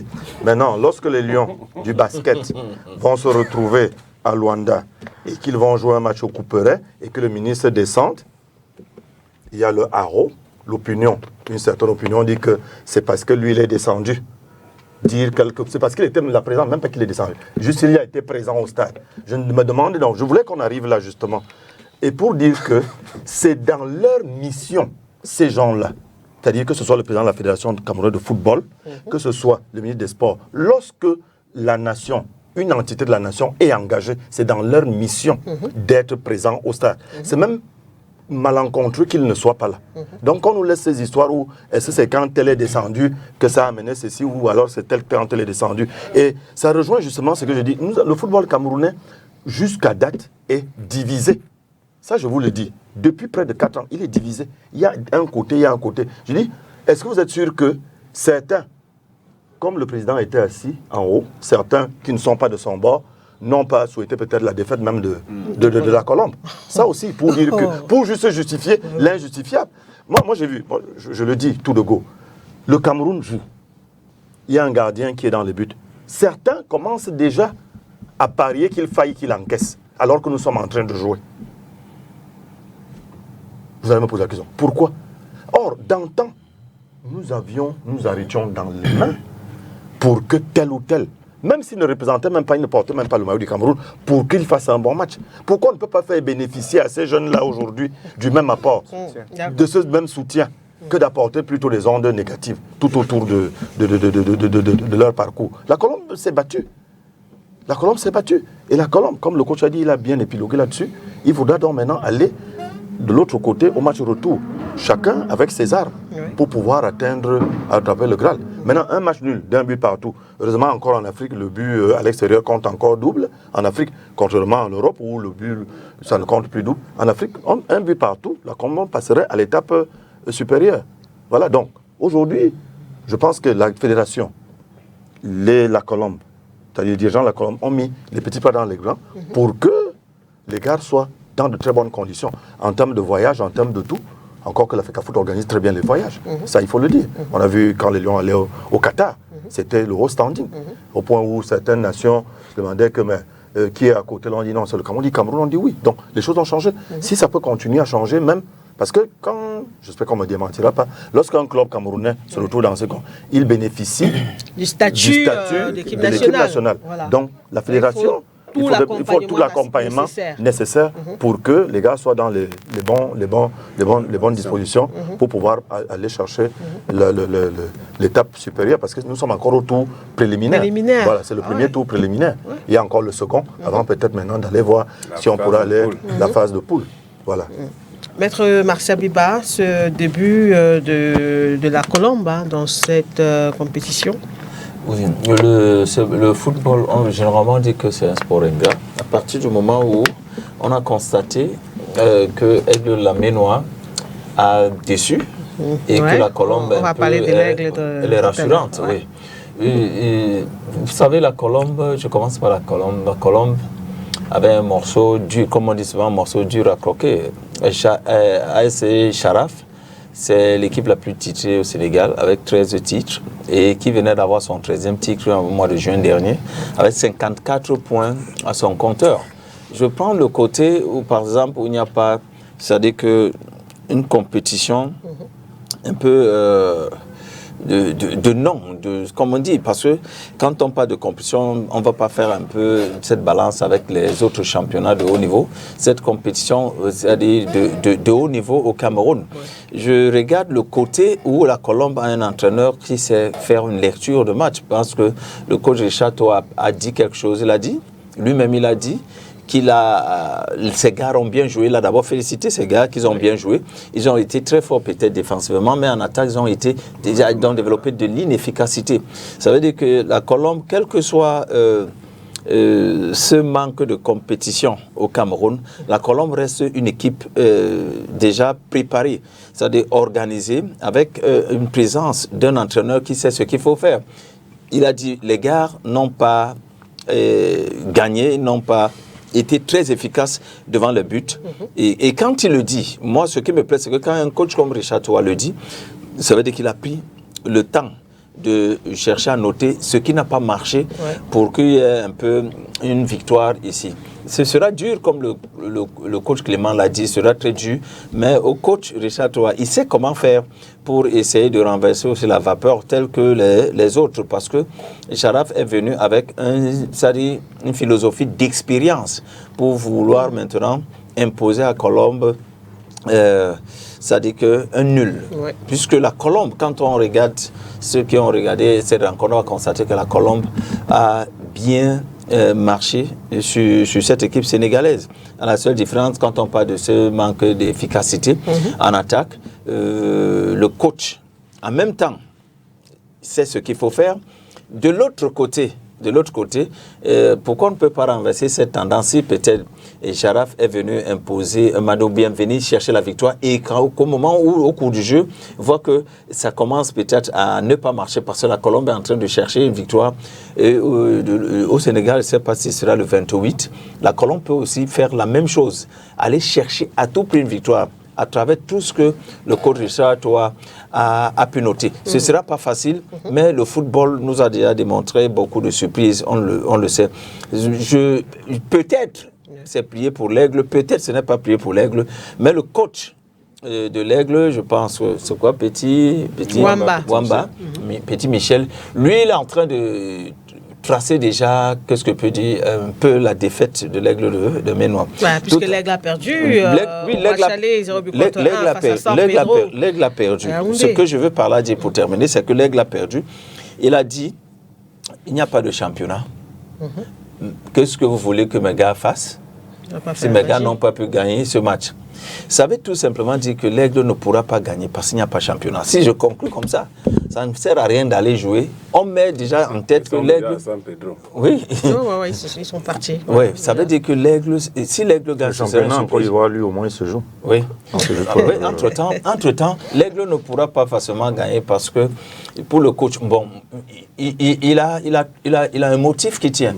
Mais un coach ne doit pas tellement s'en tenir. Il y a beaucoup de controverses. Il ne doit pas s'en tenir. Il ne doit pas s'en tenir à ce genre de propos. Il doit tout simplement regarder ce qu'il peut donner aux joueurs. Parce que les joueurs, même pour cette compétition, peuvent gagner en expérience pour que demain après-demain, qu'ils puissent maintenant revoir ce qui n'a pas marché.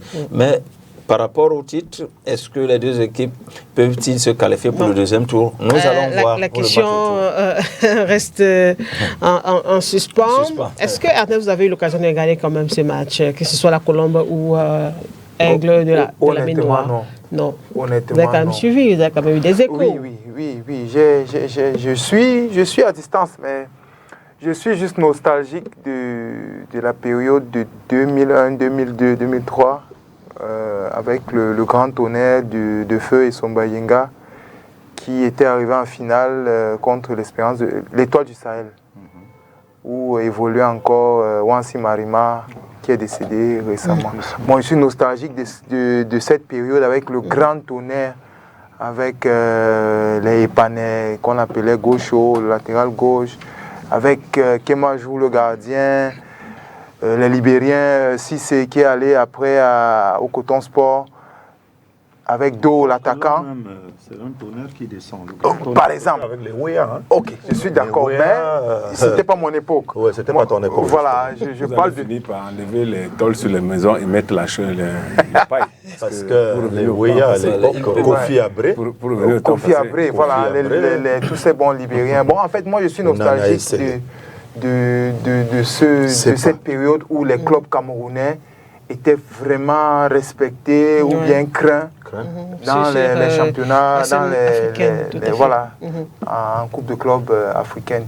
Bon, maintenant, je ne reconnais même plus personne. Oui, c'est vrai, ce n'est pas toujours, je m'excuse de le dire, ce n'est plus toujours intéressant d'aller au stade et savoir qu'il y a tel technicien qui est là, qui suscite l'engouement. Là, il faut être ce n'est plus la même chose. Un amoureux dans l'âme du football pour aller au stade. Parce que si vous partez au stade, s'il y a deux rencontres, vous pouvez regarder la première rencontre, vous rentrez. Si vous je suis allé, j'ai un ami qui est entraîneur maintenant. Par rapport à la qualité du spectacle, au niveau du jeu. Il a cité certains joueurs.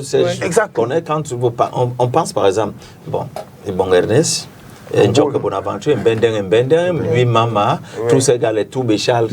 Quand on regarde, c'est trop dur. Trop loin en arrière. Moi, je parle juste de assez récemment, 2010, 2008, 2003. Il y avait vraiment de la matière. Et dans presque tous les clubs. Bon, je suis un peu nostalgique de cette période-là. Bon, les entraîneurs vont nous dire ce qu'il va falloir faire pour que on puisse voir les joueurs aussi talentueux. Lettre de noblesse. C'était grave. Coach Clément Zeko. Alors, la Colombe s'en sort avec un match nul, donc un point. Par contre, l'Oiseau de la Ménois, battu par San Pedro, par 1 but à 0. la demi-satisfaction qu'on a pour la Colombe par rapport à la prestation plus qu'au résultat, on ne peut pas l'avoir avec l'Aigle. On ne peut pas l'avoir avec l'Aigle parce que quand on écoute même le staff de l'Aigle, il le justifie plutôt que d'expliquer. Il faut dire ce qu'on était en train de faire, comment on était en train de le faire, plutôt que d'amener les justifications pour édulcorer ou bien mettre en berne ce qu'on a vu. Non, l'Aigle n'a pratiquement pas réussi son organisation de jeu. Déjà dans son plan de jeu, ce n'était pas convenant par rapport à la situation. Vous jouez à domicile, une équipe qui, en Coupe d'Afrique, un match qui sera joué en aller-retour. Vous jouez contre un adversaire que vous ne connaissez pas très bien, vous reculez et vous laissez l'équipe-là se mettre en confiance. Et lorsqu'elle prend confiance, elle vous met en difficulté. Donc il y a un souci. Aussi simple que ça. Il y a un souci. Mais maintenant,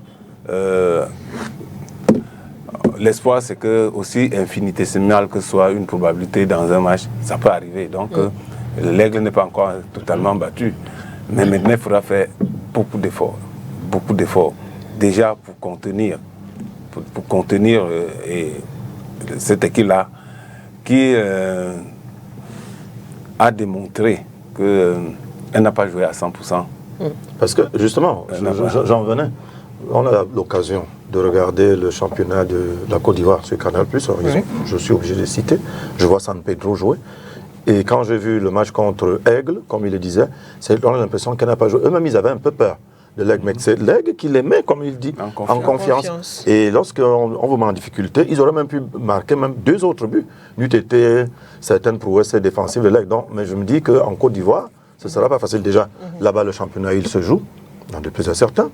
On le voit à la télé, à Canal Plus Horizon, dans des places une fois de plus à quelqu'un, à certains. Et tout au moins, eux, ils savent comment se tenir lorsqu'on se retrouve déjà dans ce genre de situation. Dans l'Aigle, comme il dit, c'est vrai, en probabilité, on ne sait pas quelque chose peut se passer, mais pour que l'Aigle passe, ce ne sera vraiment pas la petite souris, la petite porte. C'est vraiment maigre. C'est maigre. Alors vous parliez, coach Zeko, jouer contre un adversaire qu'on ne connaît pas. On a l'impression que c'est un peu, que ce soit la colombe ou l'oiseau de la mer noire, qui découvre l'adversaire là. Or, on se rappelle quand même qu'il y avait souvent des personnes qui partaient superviser, qui ramenaient des données, etc. par rapport à l'adversaire. Bon, maintenant aussi... collecter les données, c'est une bonne chose. Regarder les vidéos, c'est encore aussi une autre.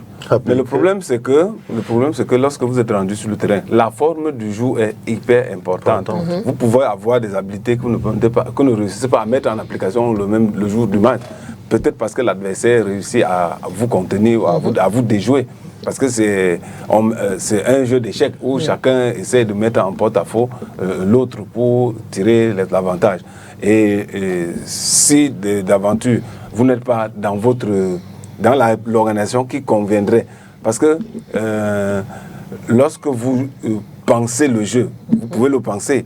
Mais maintenant, lorsque vous venez le mettre en application, s'il n'est pas en adéquation avec ce que vous avez, il faut passer à un autre plan, un plan B, un plan... Vous avez vu, dans le match de Colombe, tout le monde a parlé d'intensité. Mais je ne sais pas si dans le match de l'Aigle, on a eu l'intensité. Il n'y a pas eu l'intensité du tout. Donc, il faut vraiment revoir les cartes. Il faut rabattre vraiment les cartes pour l'Aigle. Ne pas se décourager, parce qu'il faut garder l'espoir. Mais ce sera extrêmement difficile.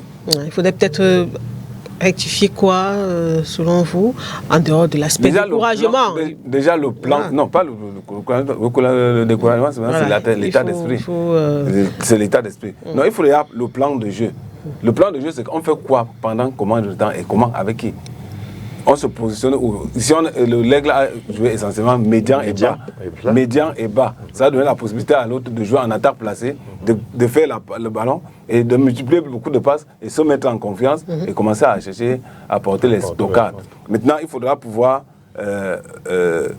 si on a les moyens pour ça, parce qu'il faut encore voir si on a les moyens pour ça, à San Pedro, c'est le moment, par exemple, de les attendre. Il faudra les attendre et aller en contre. Est-ce qu'on a les moyens d'aller en contre? Mais est-ce que le fait que Aigle, quand même, qui va démarrer le match avec un handicap, pour avoir perdu le match aller, devrait rester dans une posture d'attentiste. Non, pas non, il ne peut pas jouer. Il ne peut pas jouer haut. L'Aigle n'a pas les moyens d'aller jouer haut. Non, ils n'ont pas les moyens. Mais en jouant bas, l'Aigle doit donc rester, attendre que l'adversaire vienne encore battre l'équipe. Essayer de voir des surprises, c'est-à-dire remonter le ballon rapidement. Oui, on passe bas. Parce que le problème, c'est que une des faiblesses du football camerounais qui se fait voir partout, c'est qu'en situation de poursuite, même chez les Lions, on a des difficultés. Quand vous allez jouer haut, ça veut dire que vous libérez l'espace dans votre dos. Oui. Et lorsqu'on met le ballon dans ce dos, vous devez aller en poursuite, ça veut dire que vous jouez, vous défendez les buts en courant vers les buts. Vous défendez les buts en courant vers les buts, vous êtes en situation de poursuite. On se rend compte que de plus en plus, on a des difficultés. Allez donc jouer haut, c'est libérer cet espace-là. Et en libérant cet espace, on a ce premier piège qui peut nous revenir. Et pour des gars qui jouent même. Par contre, lorsqu'on joue bas, il faudra maintenant, dans le jeu, en contre, être capable d'aller d'abord vite et d'être suffisamment en droit. Parce que les longs ballons, les longs ballons qu'on va donner. Et l'Aigle a les joueurs pour ça. C'est pas ce que j'ai cru voir. Aller vite et être réaliste. C'est pas ce que vous avez cru voir. C'est pas ce que j'ai cru voir. Encore que. Même l'administration de l'Aigle a fait une très mauvaise analyse de sa situation. L'Aigle vient de la Ligue 2. Et en Ligue 2, l'Aigle n'a pas dominé des pieds à la main, à la tête, son championnat. L'Aigle est revenu en Édith Douane, c'est vrai. Mais en revenant pour la Coupe d'Afrique, l'Aigle devait véritablement, je veux dire, recruter des joueurs de bon calibre. La campagne africaine. Mais maintenant, l'Aigle a changé de staff. Alors que le staff qui était avec Emaleu avait des suites dans les idées. On devrait simplement chercher à le renforcer, eu égard au fait que l'Aigle n'avait pas les joueurs de très haut niveau pour la compétition à disposition. Il fallait donc plutôt renforcer ceux qui étaient là en gardant le staff. Bon, c'est vrai qu'il est dans le staff, mais ce n'est plus lui qui donne l'idée de base. Il accompagne, maintenant lui aussi il accompagne, alors que c'est lui qu'on devait accompagner. Donc à ce niveau-là, même le staff administratif a commis, à mon sens, une erreur qu'il ne fallait pas commettre. Alors, c'est les matchs retour, voilà. Serge, comment vous les entrevoyez? Oui, nous avons dit tout à l'heure que Colombe avait un peu plus de chance. Oui, dans le fait déjà donc la Colombe a son destin en main, comme on dit souvent. 0-0. Oui. Donc tout le monde va se regarder certainement en chien de faïence. Il a expliqué tout à l'heure que tu peux jouer bas et essayer d'attaquer de temps en temps en allant vite et en étant précis. Bon, tout comme tu peux jouer haut, mais en faisant attention à ce qu'on peut envoyer le ballon dans ton dos. Les risques. Les risques. Mais j'ai quand même vu l'équipe de la Colombe. Et encore que la Colombe, quelque part, a aussi également un banc assez bien étoffé. Parce que ceux qui sont rentrés en deuxième mi-temps, vous voyez un peu, ont créé pas mal de problèmes à cette équipe de Jaraf. Donc, ce qui fait que, avec beaucoup plus de précision dans la surface, la Colombe peut quand même scorer. Ça, on peut avoir un espoir de scorer pendant le week-end qui vient. Maintenant, il convient donc de revenir au coach Toa, d'essayer de bien armer son équipe. Je ne sais pas qu'est-ce qui fait en sorte, peut-être que le coach Clément pourra nous dire, qu'est-ce qui fait en sorte que certains joueurs ne soient pas dans la liste. Je ne sais pas si la liste n'est pas encore arrivée au niveau de la CAF. Je pense notamment à Tawamba, parce que si Tawamba avait été là de par sa taille, il aurait pu beaucoup plus gêner. Ouais, apparemment, il ne sera même pas problème de santé. Voilà, problème de santé. Hein. Donc, il aurait pu, de par sa taille, être là comme une tour de contrôle, quelqu'un qui maîtrise, parce qu'il faut aussi voir la morphologie des défenseurs de Jaraf. Ils sont assez grands, donc ça veut dire qu'il faut faire un effort succès pour pouvoir atteindre le haut pendant que lui, il monte. La Colombe a aussi un très bon milieu de terrain avec le capitaine, le gars anglophone, j'oublie juste le nom, le capitaine de la Colombe, qui, pour ma part, est l'un des meilleurs joueurs du championnat camerounais. Je suis même étonné que lorsqu'on parle des A', que lui n'y figure pas. Bon, ça c'est un autre pan de la question. Donc, c'est l'un des meilleurs... débat. Oui, c'est un autre débat. Vous voyez, tout à l'heure, quand on parlait par exemple du Paris Saint-Germain, vous allez retrouver au Ballon d'Or 8 gars qui sont dedans, parmi les 30 nominés. On dit que c'est la meilleure équipe du championnat. Vous voyez un peu. On vous dit encore que le coach même, c'est le meilleur coach qui a pris au niveau du truc. Mais au Cameroun, l'équipe qui est championne, le coach de l'année n'est pas généralement celui, on va aller chercher Pagou, qui entraînait, je ne pense, Faux-Vazu, je pense. J'étais aux awards, il a fait qu'à foot.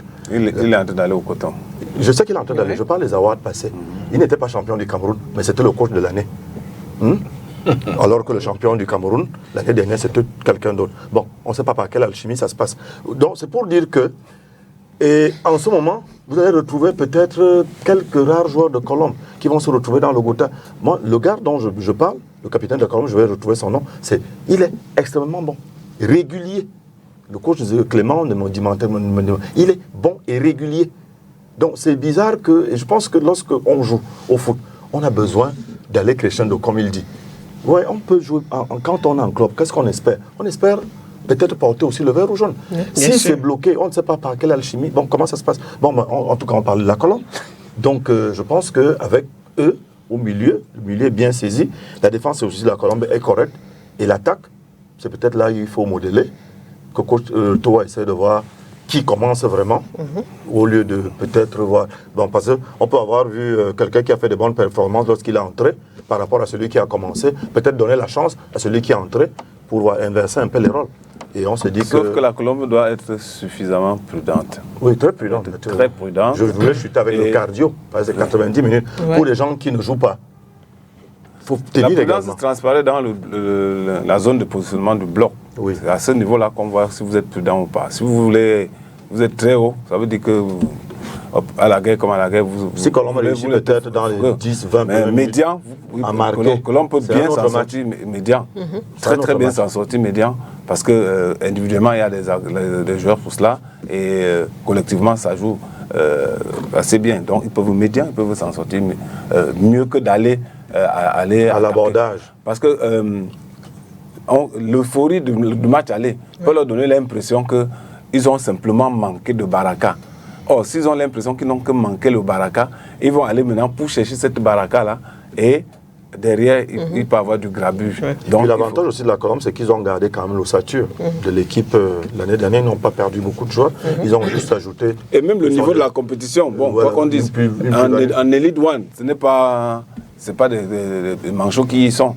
Et dominer cette catégorie-là, ça veut dire qu'il y a de la régularité. Et il faudra donc faire prévaloir cette régularité. Sauf que contre Djaraf, qui n'est pas un enfant de cœur, il faut un peu plus. Il faut aller chercher un peu plus loin que ce que nous avons à disposition pour le moment, malheureusement. Parce que si Colombe, de la fin de la saison, était la Colombe de maintenant, je ne pense pas que Djaraf ferait... on serait aussi en train de trembler que nous sommes en train de le faire là. Alors maître, pour ce match retour? Pour ce match retour, je pense qu'on dit régulièrement que ce genre de match, c'est le match des coachs.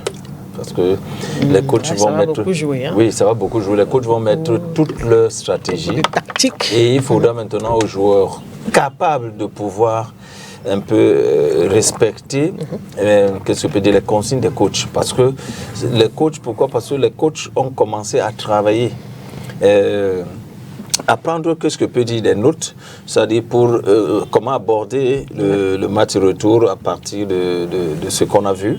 Et maintenant, aux entraînements, tout va maintenant s'implémenter au niveau des séances d'entraînement. Et quand on parlait du coach Richard Toa, il saura qui mettre, quelle consigne mettre en jeu, quelle équipe mettre en place, puisqu'il a essayé non seulement de tester, et cette équipe-là aussi a essayé de tester ses choix tactiques. Maintenant, il saura comment faire pour aller en Côte d'Ivoire. Cette équipe, si elle a été menacée ici, si Djaraf a été menacé ici, elle peut toujours être menacée là-bas si et seulement si le coach Richard Toa trouve aussi maintenant les points faibles, les failles de cette équipe, à part qu'on change un système de jeu là-bas, mais il peut aussi non seulement implémenter un système de jeu pour pouvoir mettre en mal cette équipe là-bas et de chercher à noter les failles de cette équipe pour changer le cours de jeu. Déjà, quand on a regardé pour ce match, on a vu que la Colombe s'est démarquée correctement et bien par rapport à cette équipe. Je pense que cette équipe n'est pas venue laisser la Colombe exprès jouer pour que les gars soient inefficaces là-bas en attaque. Ça va bien se jouer. Quant à Aigle aussi ne doit pas baisser les bras. Il faut vraiment démontrer le contraire. Peut-être qu'on a eu peur de ces deux équipes à partir de leur nomination. Parce qu'on se pose la question. On voit un peu le discours. Oui, c'est-à-dire on voit dans un pays qu'il y a deux équipes qui sont en compétition, qui ont presque les mêmes qualités. C'est-à-dire on se demande la Colombe et en l'air. On sait comment la Colombe vole. L'Aigle, on connaît la puissance de l'Aigle. Ces équipes ont commencé à se poser la question pourquoi les deux équipes ont les mêmes dénominations. Il faut qu'on fasse très attention sur le terrain de jeu. Et c'est le contraire qui s'est produit. Mais c'est le match vraiment des coachs. Les coachs ont vraiment du pain sur la planche. Les matchs se suivent, mais ne se ressemblent pas. Donc, c'est pas tellement perdu. Et on sera tellement très fiers d'avoir des résultats vraiment très positifs. J'imagine que Ernest aussi. Il est préférable d'avoir peur comme nous avons là, pour qu'à la fin ça nous soit positif. Parce que. Vous jouez la carte de la prudence. La théorie du danger. Alors, on va refermer cette émission. Merci beaucoup, Ernest Forbin, d'être venu, d'avoir effectué le déplacement de Yaoundé pour participer à cette émission ce soir. Merci. Merci de m'avoir invité. Je souhaite revenir plus souvent. Pas de souci. Partager le panel avec les experts. Merci évidemment Serge Zambo qui est généralement là avec nous, maître Martial Biba aussi, et le coach Clément Zeko qui nous rend visite de temps en temps. Je suis honoré. Merci à toute l'équipe technique avec Erin Gando, la réalisation, J. Pierre, Nono Feutué, à vous tous, mesdames, messieurs qui nous avez regardé depuis 21h. N'oubliez pas, rediffusion de cette émission vendredi 16h et dimanche 7h. Bonne soirée à vous. Au revoir.